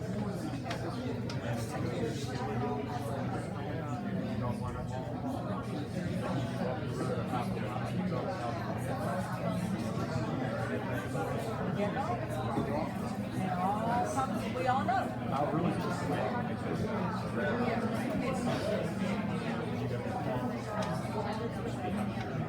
Yeah.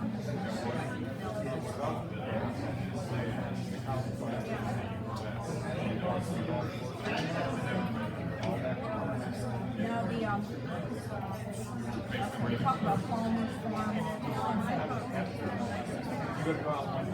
It's right on 136. As soon as you get on 51, you're on to 136, and it's on the left side.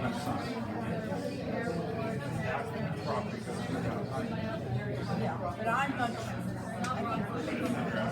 From what I know, they can remove it without running. This is not looked at. I don't think they have But he passed away. Well, that's changed. That has changed.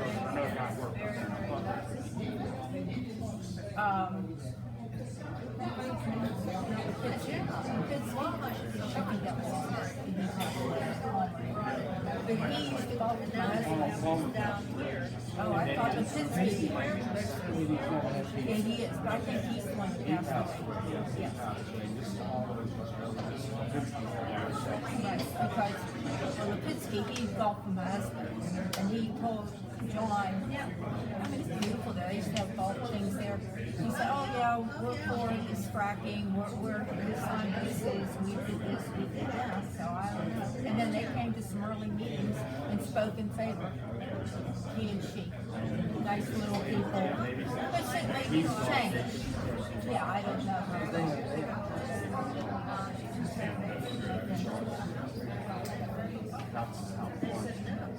Oh, I know. Oh, yeah. They were very nice. Real nice. Really nice. And on the other hand, yeah, you don't need any more of that coming your way either. Keep coming because you know when you know the stuff. I'm thinking now. I think they think they need to hear that about no one's talking victory. And I think that they're going to be we have these inversions, you're right in that little, right in that little, well, when it comes to conditional, you come because you walk the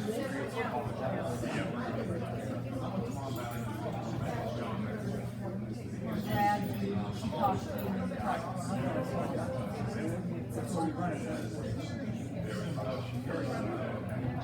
What am I more attention? I don't know why she was. Oh, she has questions on the back page.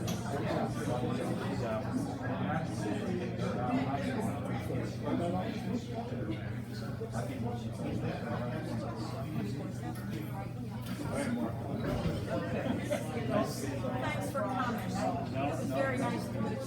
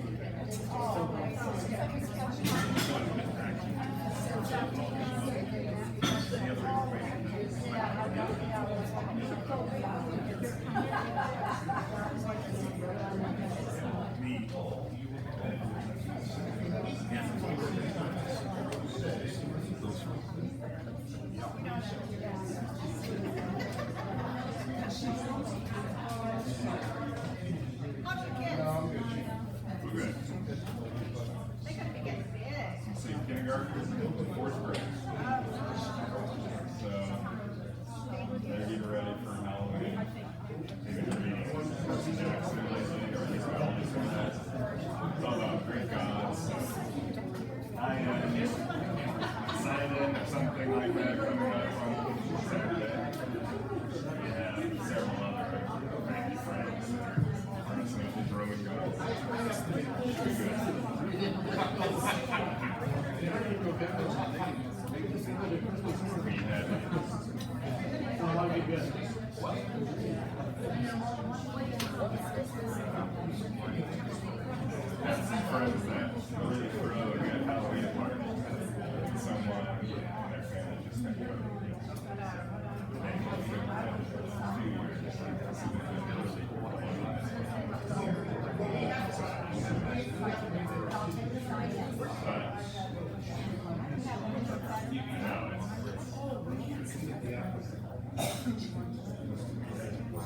We have to get into it.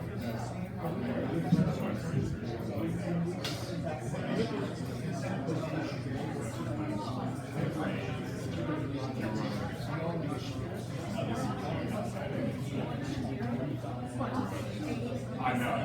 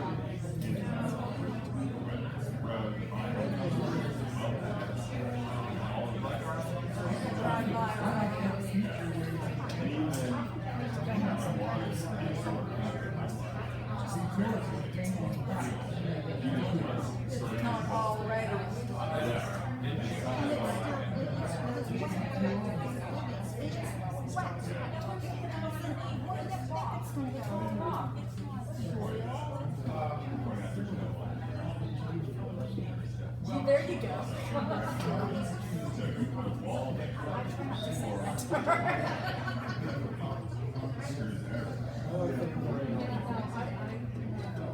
Groundwater flow? Oh, yeah. Anyone, any scientist knows that groundwater goes down, goes around. You know they're underground.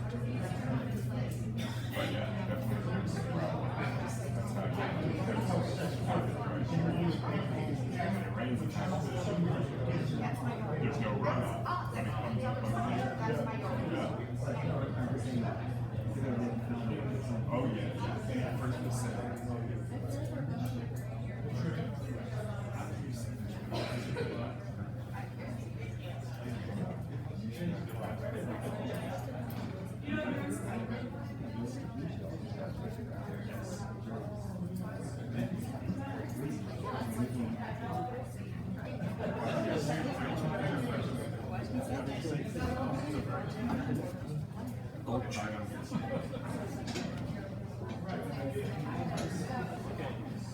have them back again in the store.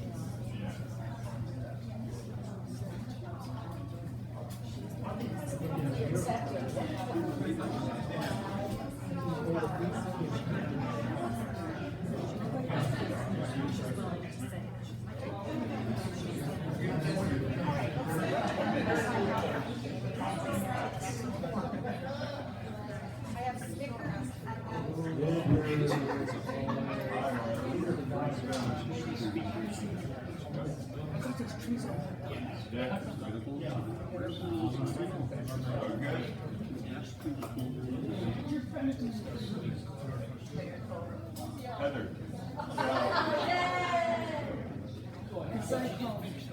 Did you read the video that I sent? Where we just started the video, she was looking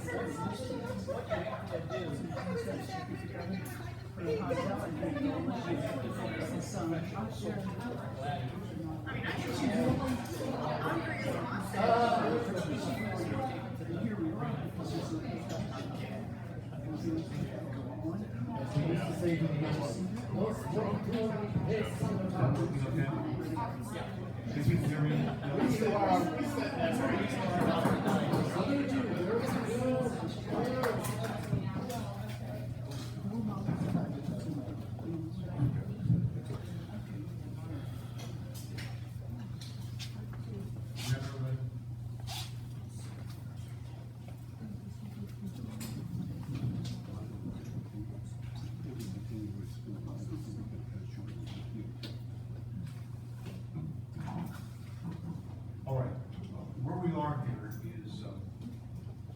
being standing for Mary Lou Mills and protecting the township. I think the board is ready to make a ruling on the issue of standing for Mary Lou Mills and derivative protectors of the township. Somebody like to make a motion? I'll make the motion that, Mary Lou Mills and the township does not have standing in this hearing for the purpose that they've taken us out of our zone that we were here about, which is the floodplain, like the compressor. Second? I'll second that.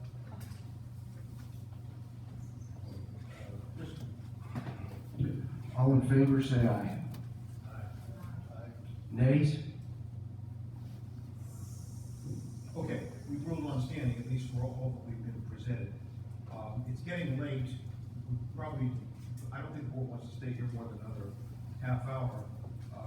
We'll hear from Mr. Warnes, but we want to hear from anybody else who has a comment without the right to cross-examine this.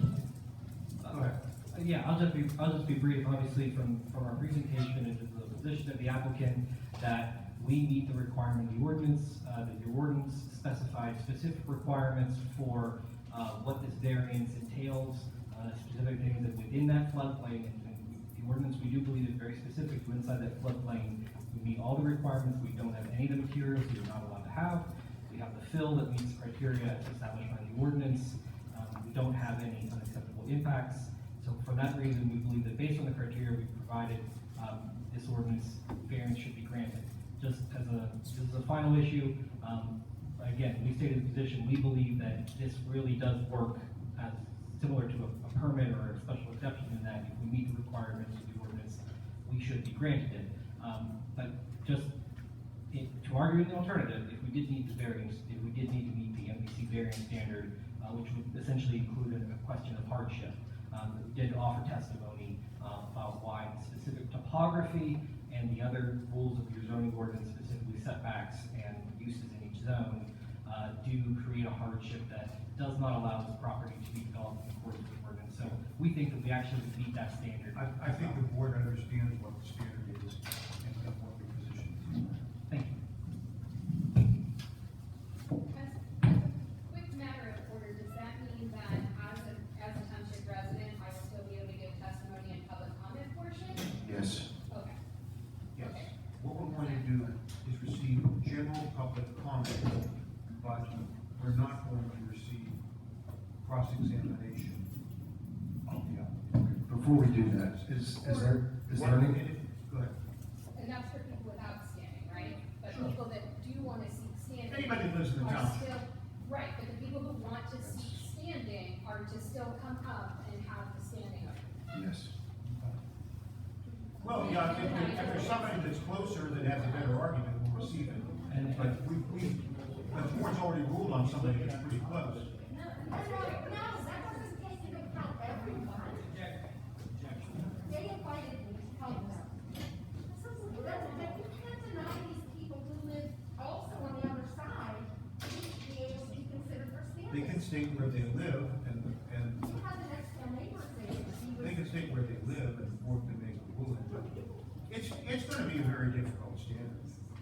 Why? The case law says that the chief standing, it was to have substantial direct and immediate interest in the claim sought to be litigated. Okay, then let her talk. Okay. Well, let's go by the list we have. Yeah, let's go. Okay, I would like to, I'd like to call, what is it, file for standing, ask for standing? Yes. Okay, my name is Caitlin Bursick, I live at 2320 Douglas Run Road, downstream from the pad, 364 feet from the proposed address. Spell your last name, please. E as in boy, E-R-C-I-K. EERTIN. I'm sorry.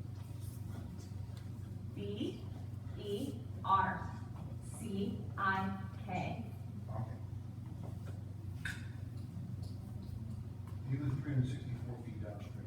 Correct. I live next to, Eileen, who spoke but didn't ask for standing. And she brought up, she had a question about the floodplain and how her property floods. Now, Eileen's property at, I believe it's 2330, is located in the floodplain, meaning she has flood insurance at her property. When I purchased my property in 2018, my home, the home to the right of hers, does not sit in the floodplain. I do not have flood insurance. So my question is, they talk about water retention and how when it rains, so right now, that's forest ground. When it rains, when there's runoff, the tributaries, the steep cliff behind them that they talk about, all this water that runs off of, it's seeping into the ground. So they're going to put a pad there. And I understand that he's saying that there's a water retention system that takes the water and moves it away. That's what I'm hearing. Moves it away and distributes it slowly, I'm guessing, to the creek across from my house. Now, when that water comes up, I have seen it go into Eileen's house, the neighbor next to me, but it does not touch my house. It does not enter my property. And for something to be considered a flood, it means the water has to hit the ground before it enters into your house. So, I'm not in a floodplain. I don't have flood insurance, which is expensive. If their distribution, if whatever they have designed to ensure that the water running off of their plant, you know, and in this floodplain, I'm saying if it tweaks the floodplain and my property floods, then I'm directly impacted because I have to purchase flood insurance. And not only that, I don't have flood insurance now. All of the cost is going to be on me. So. Okay. Are you expecting a ruling on standing then based on? Yeah. I think it's pretty valid. I'm very close to it and directly affected by floodplain issues, water. I'm not speaking to anything else right now. Mr. Solicitor, she's Okay, offered. what's the nature of the impact that? Monetary and damage to my property by them affecting the So floodplain. this- But you, testimony has been that the water elevation was most rise 3 inches. That a 3-inch difference isn't going to bring you back here. For sure. And do they know it's only been 3 inches? Like how? I'm just what I'm thinking. Go ahead. Can I have a little clarity on there? So again, our analysis that showed the slight increase of the 3 inches in water surface elevation, that was limited to the area where the fill is placed on the site. So upstream of the pad and downstream of the pad, we're not showing any change in flood elevation, correct? Okay. So you're where does testifying where's there's zero impact though. Okay, so just here's follow-up question. Go ahead. Did you mention that there's, what is it, a stormwater retention system? Yes. So where does it empty to? Like, where does that drain to?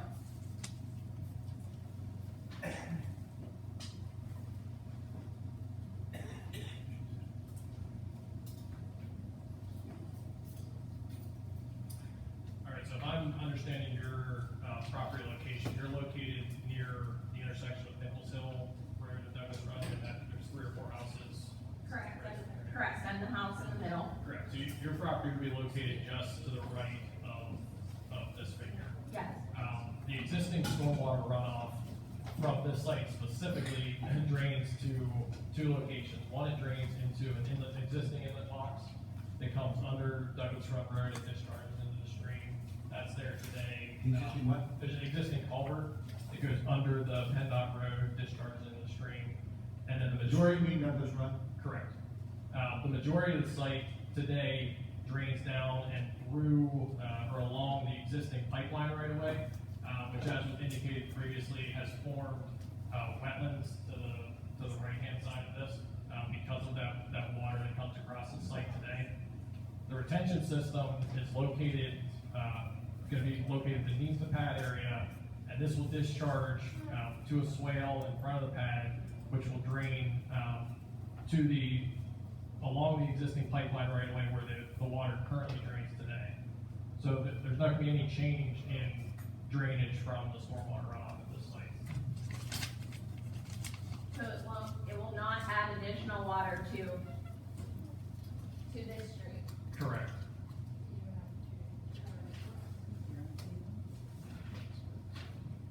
And again, that is all regulated through, the DEP's ENS permit and the township's, stormwater management ordinance, which is reviewed under the land development application. So you can go through the whole same analysis when the conditional use application comes up before the commission. Okay. So, does the DEP, have they already approved that? It's Or currently is that, under are review. we, okay, I'm not sure about any of this, so I don't know what order it is in. Okay.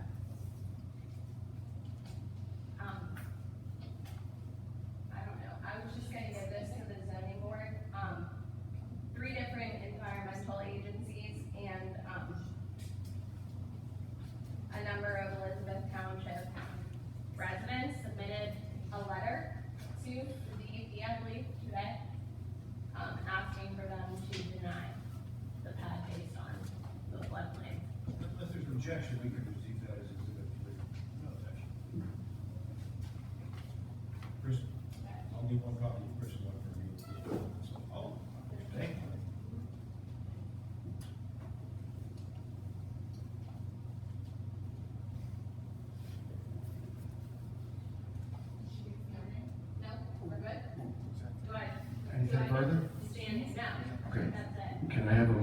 to approve or deny party status to Caitlin Bursick. I need a motion to approve or deny party status to Caitlin Bursick. Second. Give me a second. Do I have a second? Nobody's second. Right? Good. All in favor? Say aye.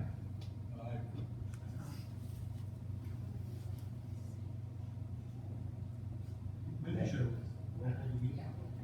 You remember that? Sure. Mrs. Blake Karen.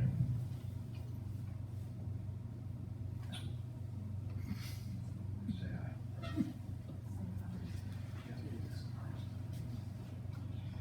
Mr. Bowler.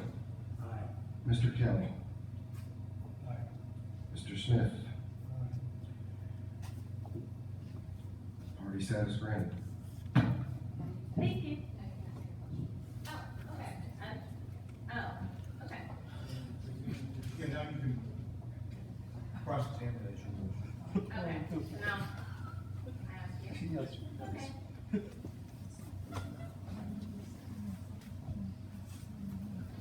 How far does,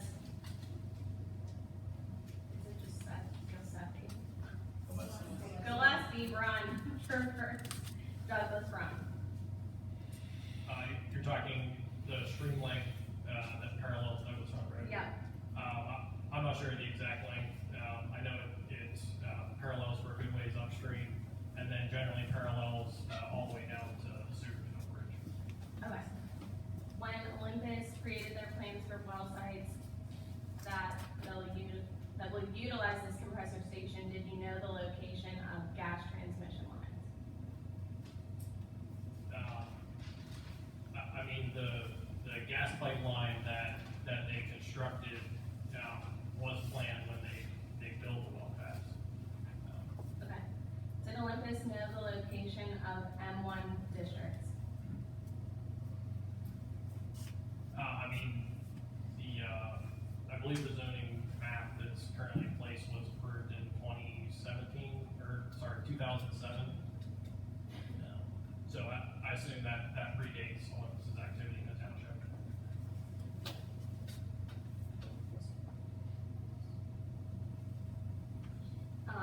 So then, would it be fair to say that Olympus knew where the gas lines were and they knew where the M1 zones were? Would they know,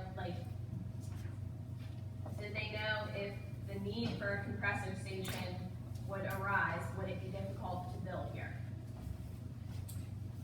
I guess, did they anticipate this being a floodplain that it would need to go in partially? That I don't know the answer to.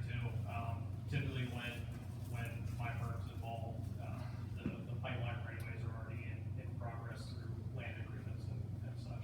Okay. When did the pipeline get built?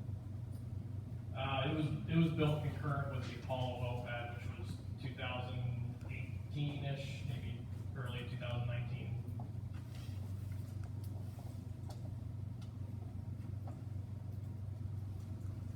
Are you aware that the map you presented is outdated since the Board of Commissioners rezoned over 90 acres to M1 to house a power plant that never materialized on the Castoro property? I'm not aware, when that was passed.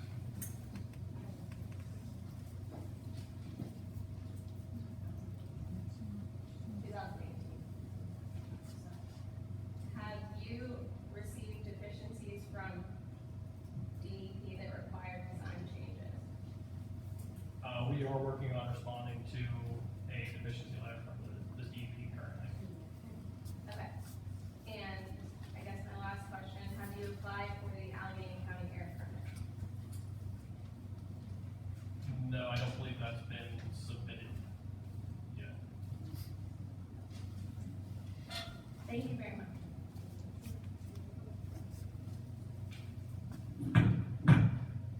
Anyone else seeking party status?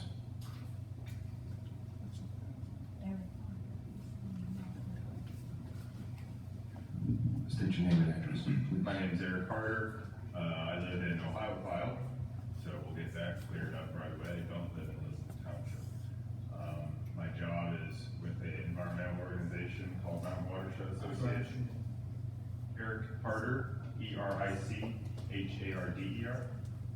And my job title is the Youghiogheny River Keeper.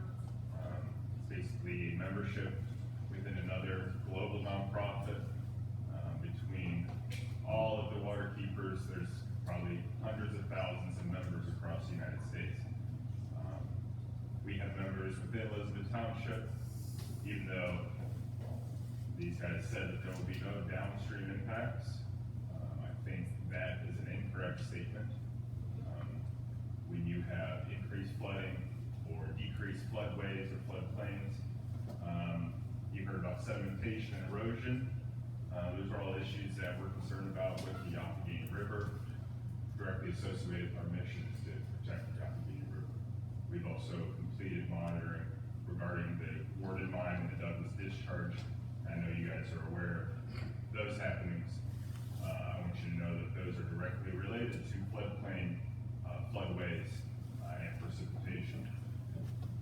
If I may, Sure. how far is your home from this proposed? Probably 47 miles.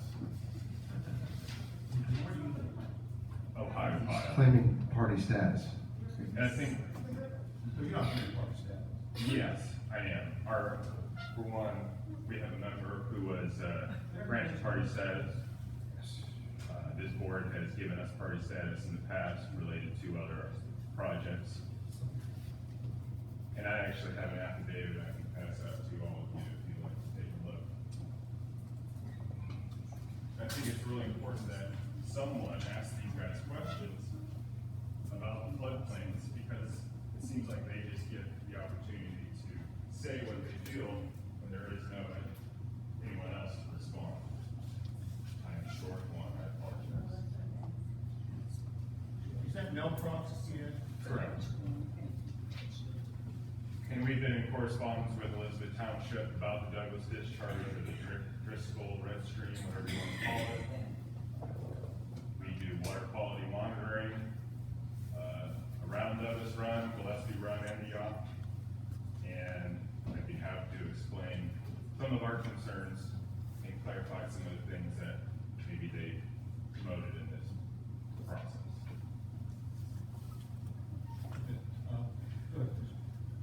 Anything else? Nope. Can I have a motion to? Mr. Solicitor, if you're gonna be accepting this, party on the basis of membership, if you're gonna be accepting this, this as a potential party based on membership status, I'd like to call the member up, to ask some questions. Well, he's claiming he's a member who, has been granted party status, and he's like asking some questions.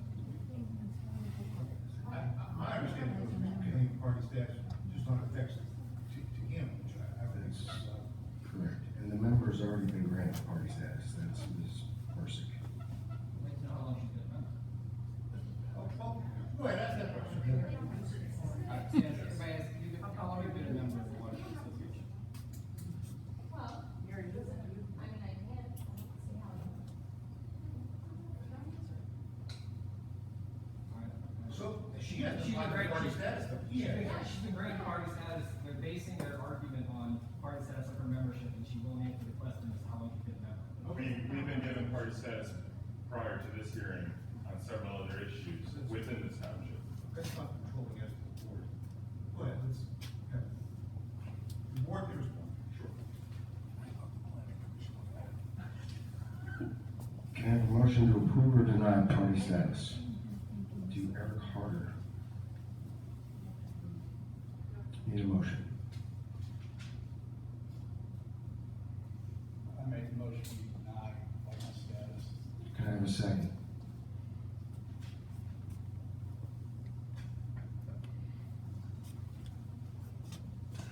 Need a second? Yes. I'll second that motion. Ms. Blake Karen. The motion is to deny status. Correct. Mr. Harder, who lives in Belleville.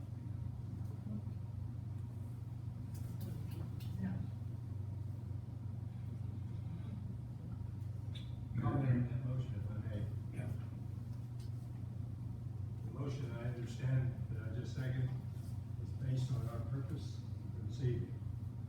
I understand. That's our authority this evening. And, That understood by the board. and how it affects Mr. Harder's property. Okay, let's.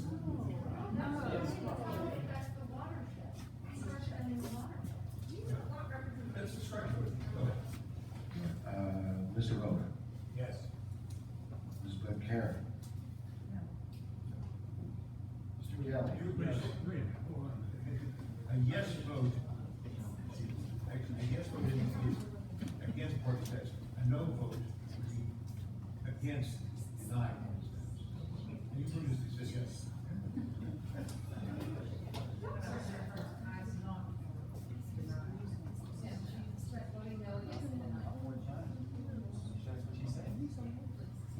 All right, Mr. Kelly. The motion is denied status to Mr. Harder. That's correct. Yes. Mr. Smith. Yes. 3-1, the motion is denied.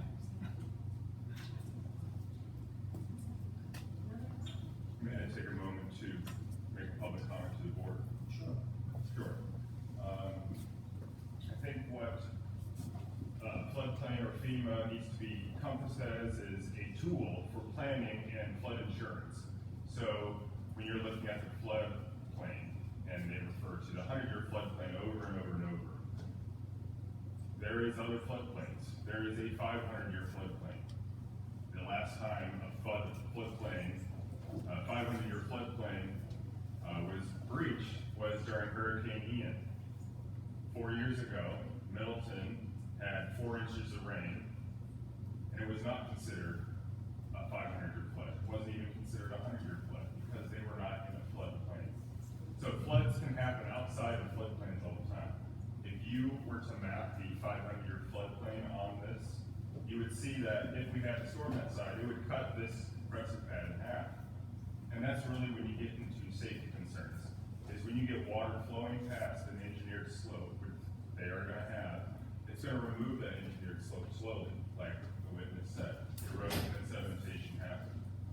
So even though the regulation states 100-year floodplain, 100-year floodplain, those floodplains change every year, and we're getting more and more storms of greater magnitude. There's even towns that are planning and prepping for 500-year floodplains. So they're changing their ordinances. I'm saying this because you have the ability to look at your board and say, I don't think this is a safe move, because I know a 500-year floodplain would wipe out half this path. And they say there's no impacts downstream. And I think that's completely wrong. I feel they have a motive, and it's to fit their compressor station in. I think you guys should take this as a planning tool and say, even though it's outside of this 100-year floodplain where that little blue line is, there is another floodplain that could do damage to this area, cause impacts to people's homes, cause impacts to the safety of this site, and what I was referring to is cause impacts to the Allegheny River. Really, I think if you house your mentality just into the 100-year floodplain, you're missing out on a world of impacts and a world of harmful outcomes. And I appreciate the time.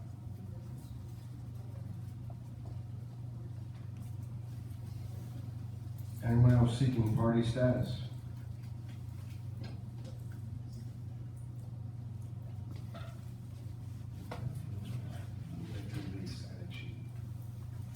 We're going to call out the names for the folks who signed in to speak. Russell Verbanich.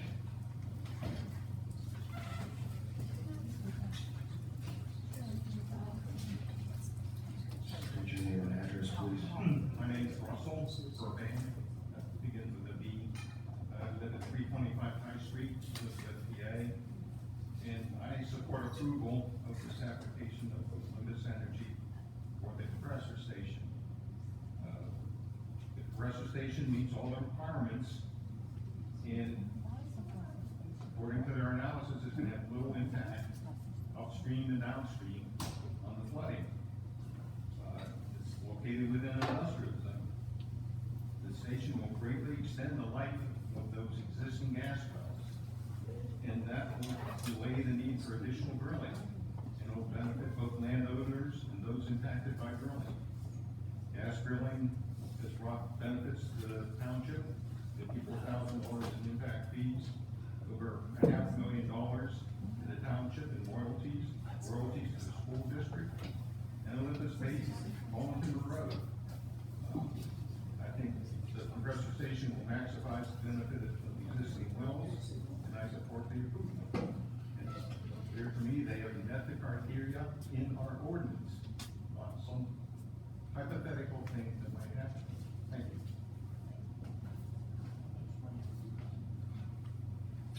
Janet Rosland.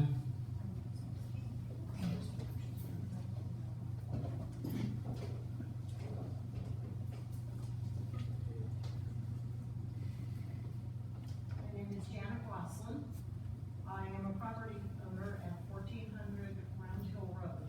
Yes.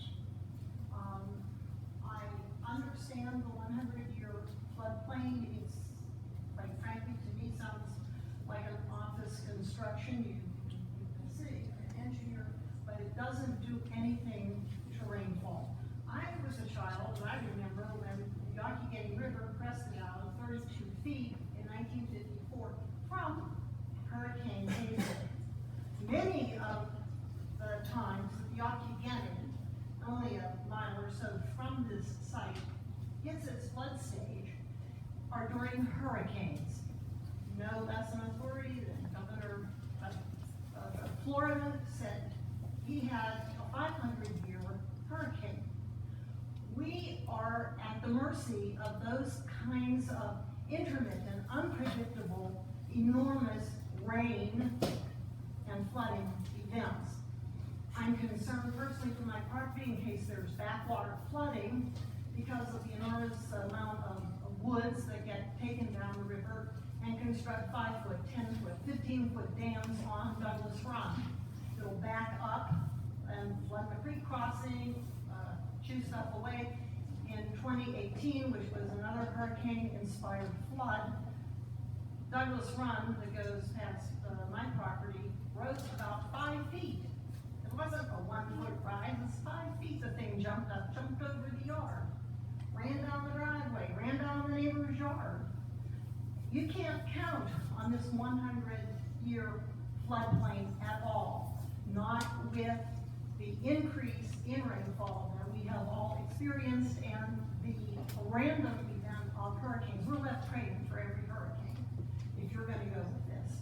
And oh, by the way, somebody's gonna come by, look at my property, and then say, what's that 510-foot long, 7-foot high, 135-foot wide construction there that not only has fill but has 2 feet of imported fine, clean clay.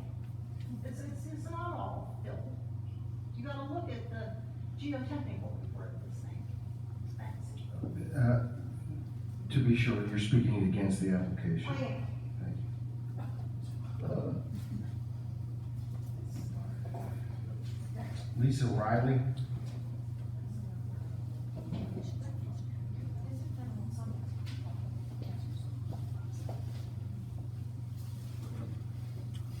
name is Lisa Riley. I live at 718 Miller Avenue, Sutersville.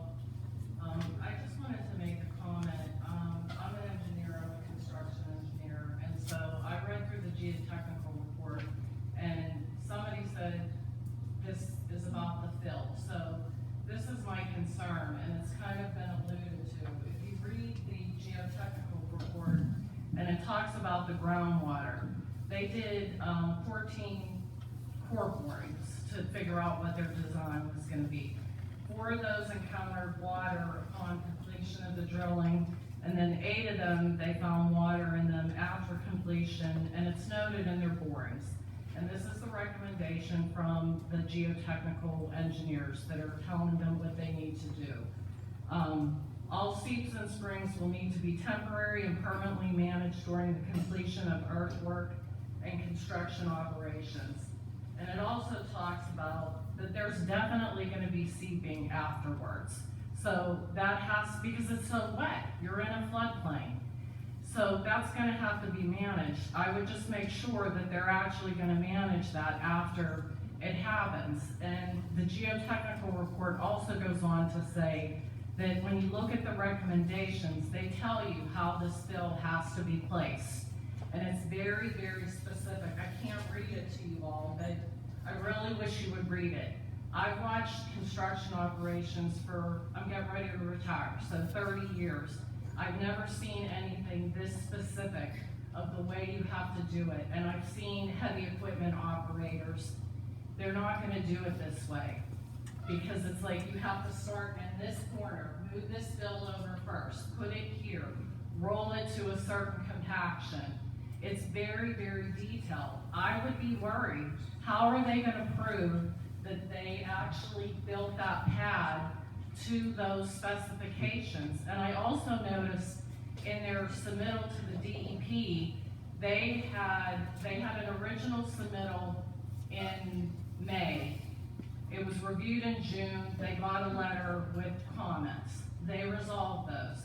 So they revised their drawings, which are also in this floodplain package. And I noticed there was, when you revise a drawing, you put a bubble around it and you put a 1 or a 2, whatever the revision number is. So there's a revision 1, and it's based on the DEP's comments. So one of the notes, it was on drawing, one of the drawings, C900, it was note 7, and it talks about the geotechnical investigation, how when they build it, they have to follow that. I just don't. You're talking about the building though, aren't you? No, I'm talking about the fill. I'm only talking about the fill. I'm not talking about the building. Is that report in the application? The report is not in the application. The report is in their DEP submittal for the ENS permit. So has the DEP ruled then that the township is subject to that? They have not ruled that they're subject to it, but they put it on their ENS permit that it has to be constructed in accordance with the geotechnical report. I actually didn't find this out until recently, so I'm putting in a public request to the DEP to actually see what their comments were and what prompted them to highlight that. But it's very clear that they have to follow exactly what's in the geotechnical report. And they could say, we're gonna do everything we can do, and we need to get 95% compaction, which is standard. But it also says they may not get that, and there's other things they can do. But to get 95, their geotechnical engineer is saying to get 95% compaction, that you must build it this way, which is in the conditions and recommendations, which unfortunately you guys don't have to see. And I'm just telling you, I see how construction is done. It's not this specific. Maybe if they brought in, instead of trying to use the soil that's there, that's partially what's driving this. They want to use that soil that's there, it's wet. Why don't they bring in engineered fill that is easier to compact? I'm not sure, because it probably costs more. You have to bring it in, then you have to get rid of the stuff that's bad. But if you guys, honestly, I'm just begging you to read this and understand what they're saying has to be done. And this is just the fill, it's not the building.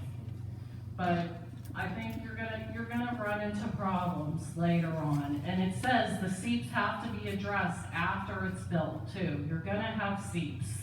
And that's the geotechnical report that's part of the application to DEP? It is. Okay. I think Mr. Barnes has a comment. Just, I mean, obviously, we're a public comment here, but you're not getting back and forth on some testimony of some technical issues, so we just have the opportunity when everybody's done to address some of those I'm issues. very interested to hear what you have to say.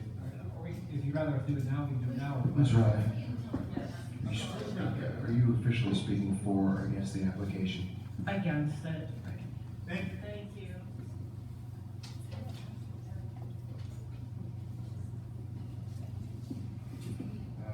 Catherine Anderson.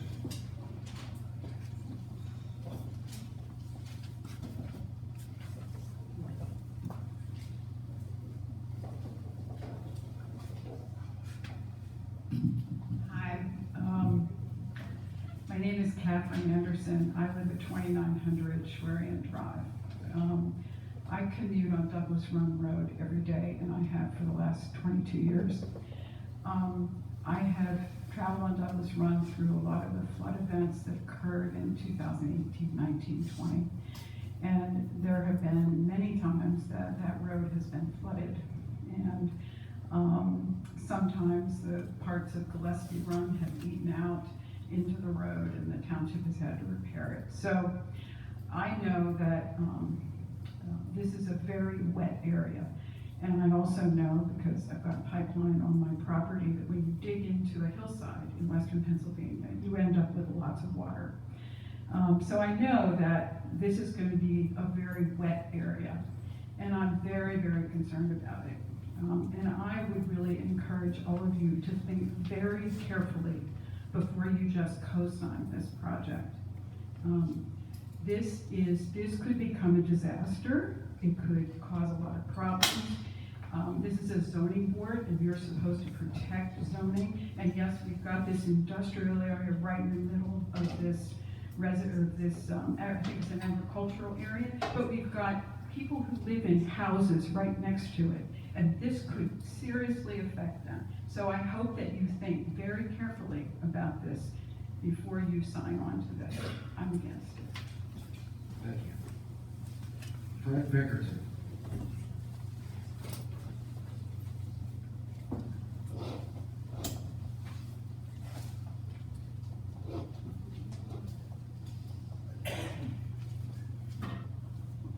I'm Fred Bickerton. I live at 256 Lexington Drive. I have a few issues. Number one is I really question the material they're using to fill here. In my past life, I did a lot of work with compaction materials, placement of for foundations for various large projects. The material that they're looking at using on site there is really not suitable material, and they're going to have one hell of a time compacting it to the standards that they're required to.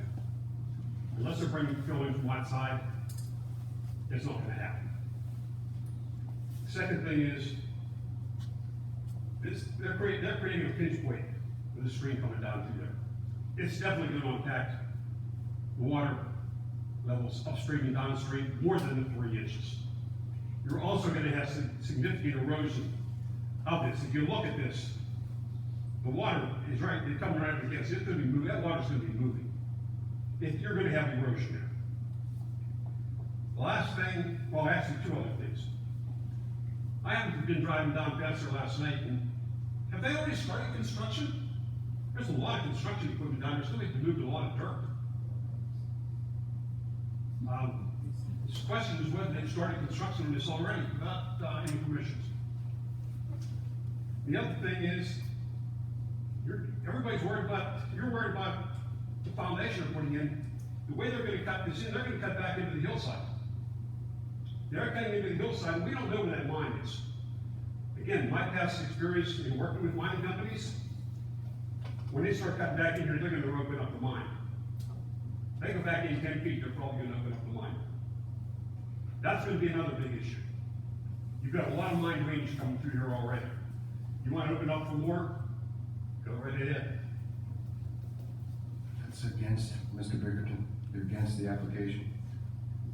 I have to assume that, just official. Do I look that stupid? I'm going to say that's an against. Ted Grace.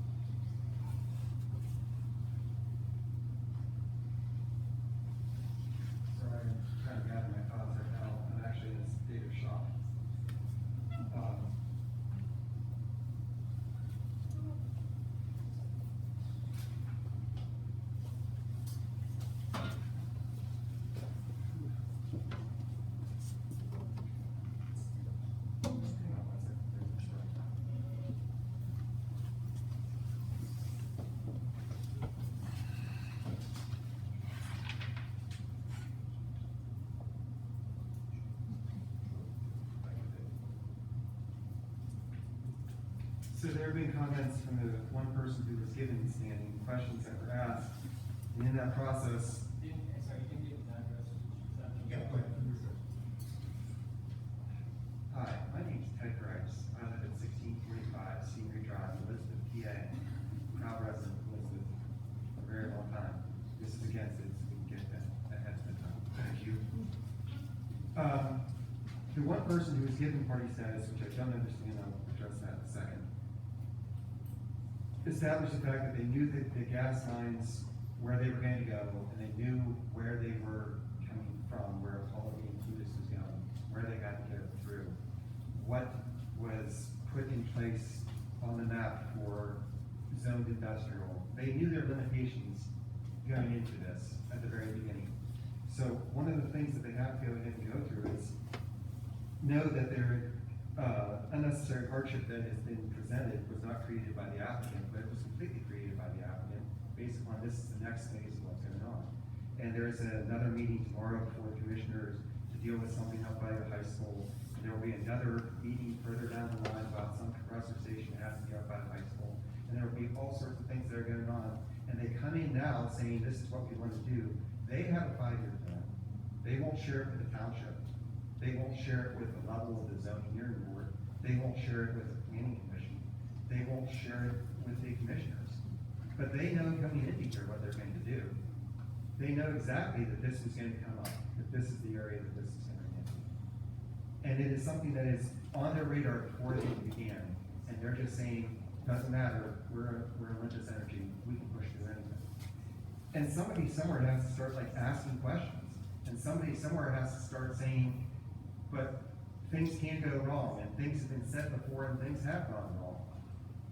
And yes, I understand that we shouldn't be talking about pros and cons of fracking, but that was exactly what the first comment thing was all about. And I'm trying to keep this directly on what the effects of the floodplain. Because the effect of the floodplain is the fact that it's been reiterated several times tonight that they're using soils on the same location that they're on right now to be compacting in the area of the floodplain for this is completely a valid point in how this is going.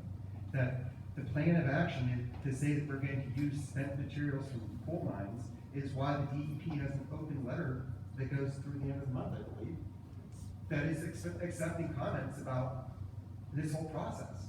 And this is still in an open period. We are still 5 days out from the comment period to be over. And it's before the board now to go ahead and say that you should approve us to be in this area to get a variance for this floodplain. And it's yet before the DEP to say, hey, there's an open comment period. It's before the DEP to say, have you had deficiency letters from them that need to be addressed? And the answer to that is yes, there is. That you don't have the facts in front of you, because they're very good at that. They are excellent at bringing just enough to say, this is what we have to do, you have to approve us. And all the facts that happen after it, the devil is in the details. And the details matter, and where the impacts are, and what can happen with this, and how bad it can go, and how a flood can happen that causes damages to be out there. Is it going to blow up a compressor station? I don't know. You're going to point to 10, 20, 5,000 that have never blown up, so why should this one blow up? But that doesn't mean that there can't be a catastrophic accident. There can't be a catastrophic decision that this board is going to approve going forward to allow them to do this in the area that they're doing this. To say, we can do this, and you guys said, okay, I guess you can. Somebody somewhere has to ask questions, and that's where I got frustrated. Because where I got frustrated was they came up with a series of questions that said, if you're going to get standing, you need to have proximity, and you need to show hardship. And my presentation is going to show there's zero hardship. And there's no one who's allowed to push back to prove that there was hardship. Because everyone was denied standing except for one person. And so without asking the questions to push them further to say, how do you know this? Or what's this? Or what about this report here? All those questions were taken off the table tonight. No one was able to ask those questions because you denied standing all across the board. I think that this is a very flawed system tonight. And I came in here with a lot of hope. I came in here with a lot of feeling like you would make a decision. And I'm not saying you won't. I'm not saying you're not good people. I admire and respect all of you. I've been before you. You know I've been before you before. I remember you. You understand that I have been before you multiple times. I deal with your next door neighbor. it had to do with my next door neighbor, it also had to do with energy, I've had multiple dealings, and you've been very fair throughout all that, and I was expecting something like that, and it just seems like today, it just went sort of sideways on me, and somebody has to ask questions, because they're not gonna give you the answers, and the DEP is asking questions. They're on revision number 7. Things need to be thought about here, and I beg you to not just rubber stamp this through. And I'm talking specifically about the area of the floodplain that's being addressed, and I'm not talking about using the word compressor station. I think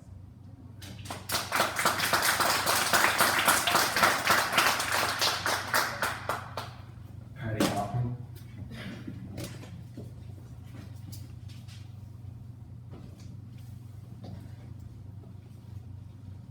Hi, Patty Hoffman, 408 Duncan Station Road. I don't live in a floodplain. I don't have flood insurance. My yard floods. Why is that? Because I have the underground springs.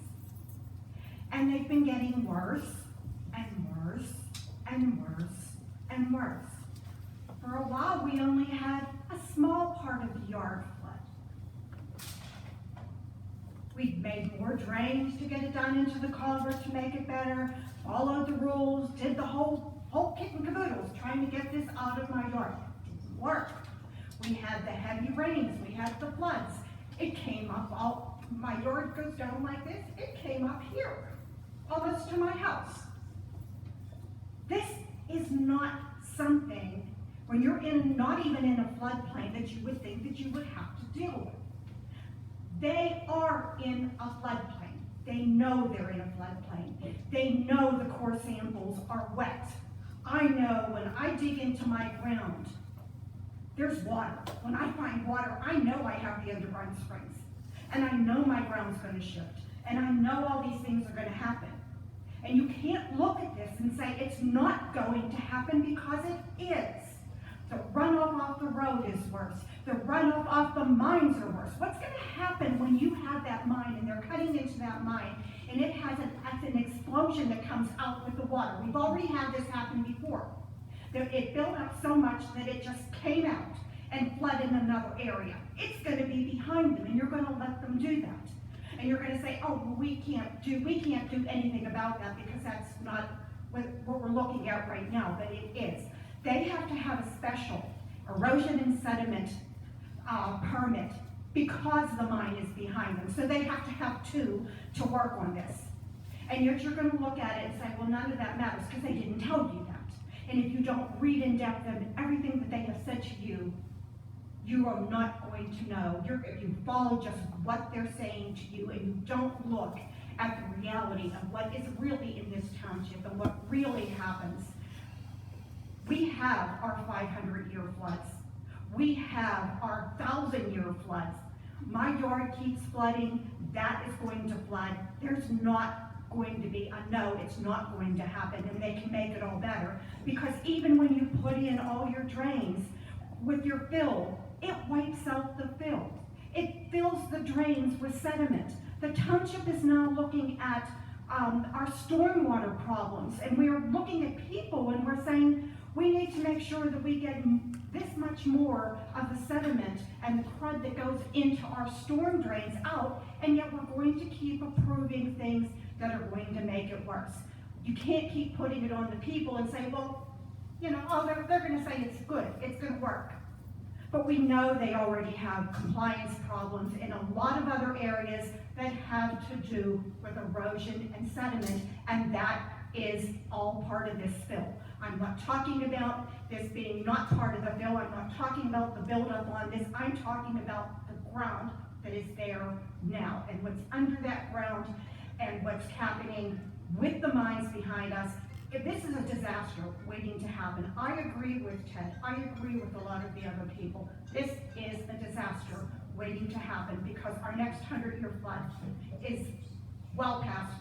We're already into the 500-year floods, like I said, and we're going to be looking at 1,000-year floods at this point. I may not even, with my yard going down like this, it may be in my cellar the next time. Who knows?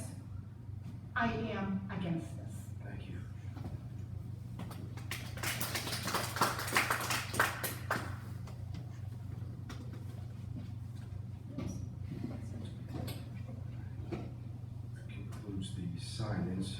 Is there anyone here left to speak for the applicant, in favor of the applicant?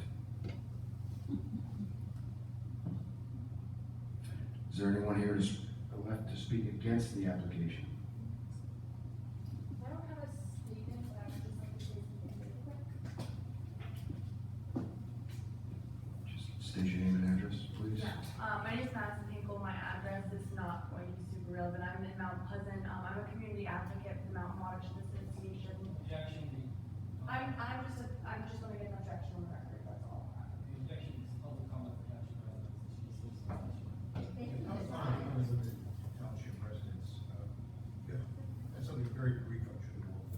Yeah, I would just like to note the objection to Eric Harder being denied, party status, and that the affidavit that he presented to you, be put in the record. That's all. Thank you very much.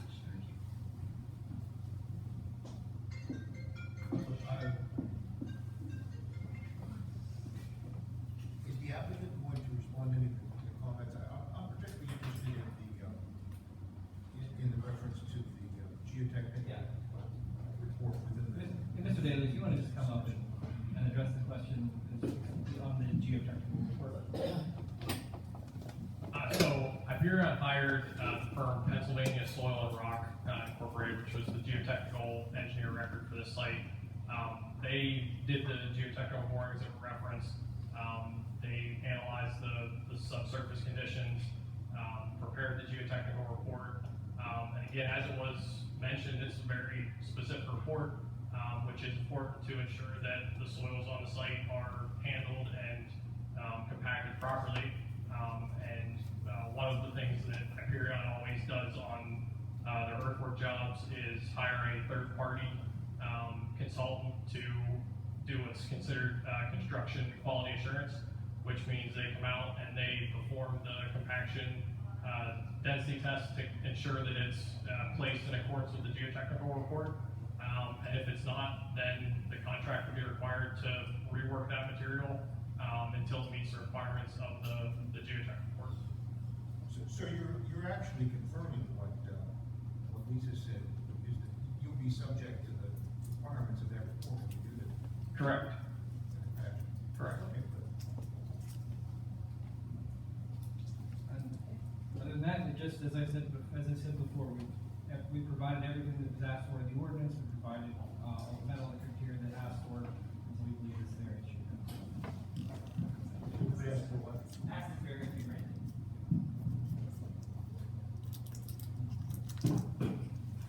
Well, yeah, in fact, let me just read that. Yeah. The only exhibit that hasn't been referred to, the board received at the beginning of the hearing, a letter addressed to Charles Smith, chair. Of course, Charles Smith is no longer the chair. It goes in the zoning notice and saying that due to the previous engagement, I'm unable to attend tonight's meeting. Please inform all members that I'm in favor of the zoning. Can't hear you. Oh, I'm sorry. Beginning of the hearing, the board received a letter from Teresa Zerba of 1371 Nichols Hill Road, stating that she was unable to attend tonight's meeting. Please inform all members of the board that I'm in favor for the zoning hearing board to grant a variance to construct a natural gas compression station in the floodplain 2340 Douglas Road.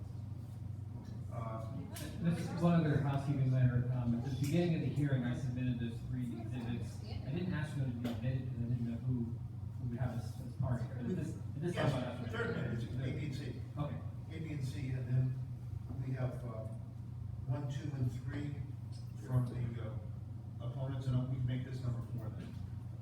Or is that 4? That would make 5. We're gonna accept Mr. Harder's as well. Oh, that's right, okay. Very good. Exhibit 5.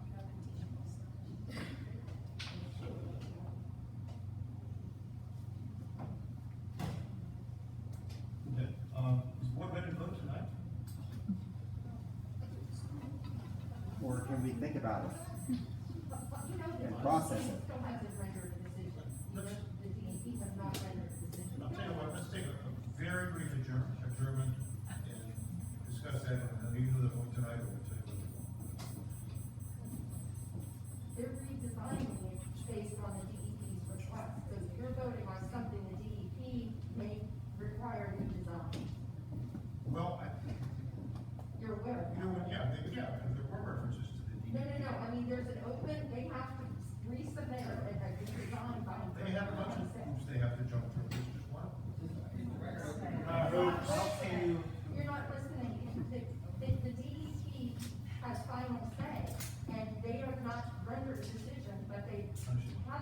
redesigned it twice, I believe. So you're voting on something you don't have all the facts So on. is the record, we are still transcribing, because the record is open, I'm not sure if there's an outcome again. We've thrown all caution to the wind at Let's this take point, but. that 5 minutes, yeah, and we'll decide whether to post a record or whether to.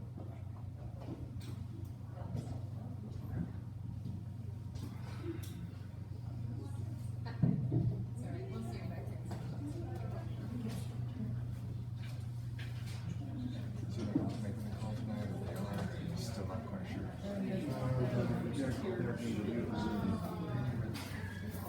Tell her I said, tell her I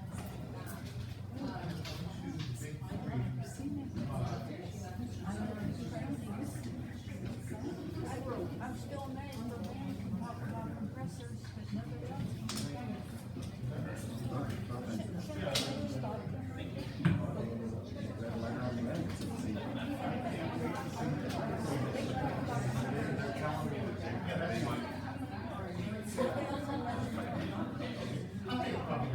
Enjoy your summer.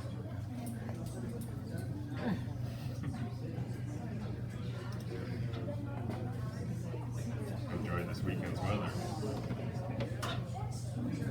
Oh, you got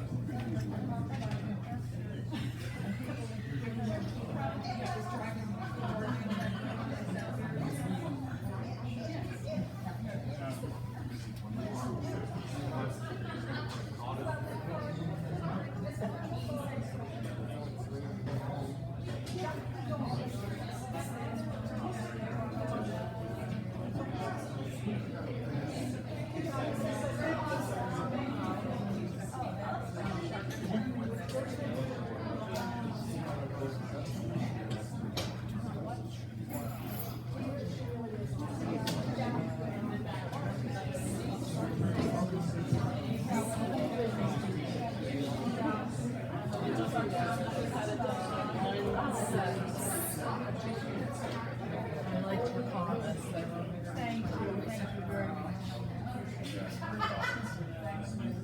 I'm just gonna throw all caution away tonight. I'm gonna start eating my soup liver.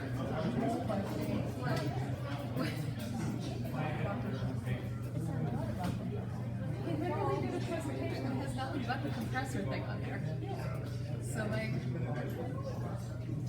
that's right, we'll see it on the field. I think that's what we're gonna do. That, right? Yeah. I wanted to eat my soup. Joelle made me soup.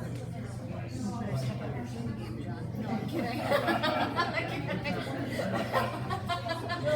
You might have the good stuff, but alright. I wanted to grab the wrappers behind me. It's a candy. So I got it right there. He's always ready for me. I got such a sweet tooth. You're about to get your hose No. out of milk.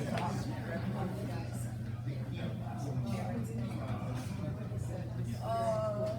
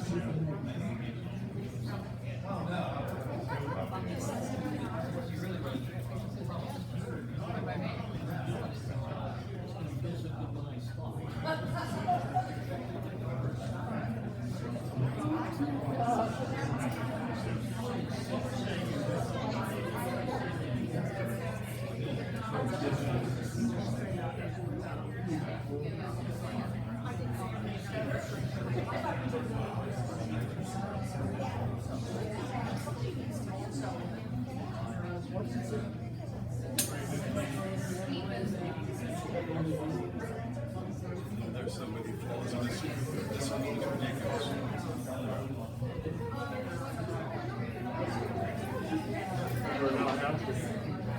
Well, they thought they were just going to come in here in 15 minutes and it was going to be done. So we got a foot sliver. I'm gonna make bumper sticker of your last one. Did you say, I'm not an idiot? You know, but ask, do you object? Yeah. That would be a good one. That would be a good one. Hey, are you ever going to get home to see your family? Well, they're already asleep. I saw them before I took off. One of them was all frowny face that I was leaving. Must be hard. Don't do that. 4 and 10? 4 and 10, yeah. No, excuse me. 5 and 9. Switched them around a little too much. 5 and 9. Kindergarten and 4th grade. That's where I got them. Yeah, we had our soccer playoffs 2 Saturdays ago. So the first team we beat them at the beginning of the season as well. And then we were against the undefeated black team. They haven't lost a game in 2 years. We lost twice to them this year. I hear bits and pieces of it. I'm going to tell you something else.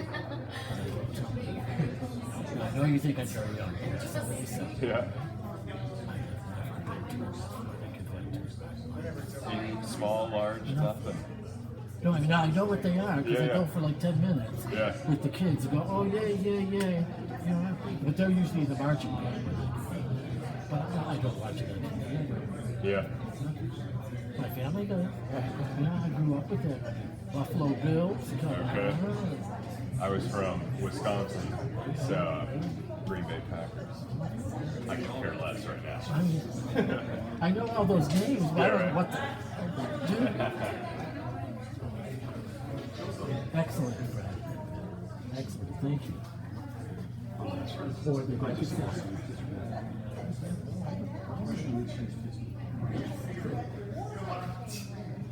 I was a reporter for a weekly newspaper. I was the entertainment area for television. And my uncle was there. Can't hear you. Microphone. Just talking to reporters saying we have a lot of family experience with the reporting industry. I was a reporter for all this. That's all. It's a terrible job.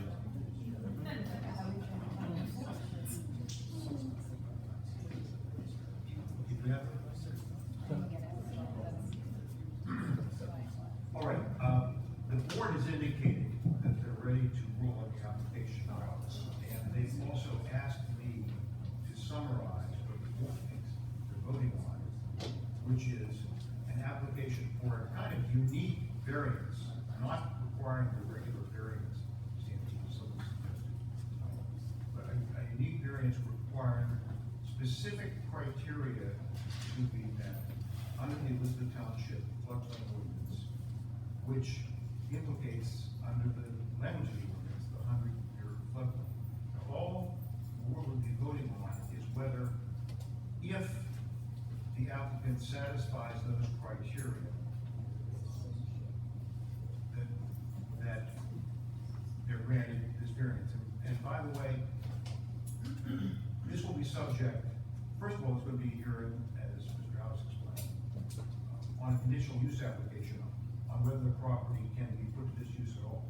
But even as to what the board rules on tonight, if the board grants the variance, and it turns out that, for example, the soil compaction is not the standards they stated it is, then that township maintains continuing jurisdiction over the construction, and Mr. House can issue a citation if they're not up to snuff. With that, That's a joke.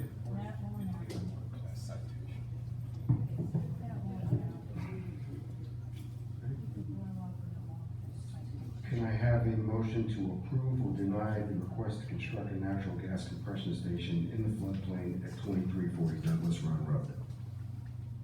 I need a motion to approve or deny.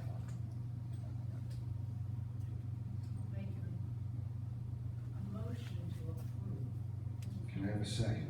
The motion is to approve.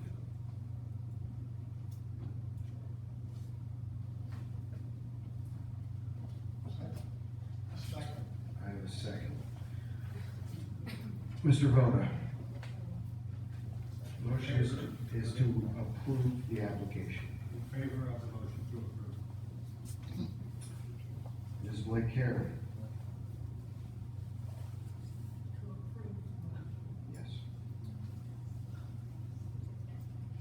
Mr. Kelly.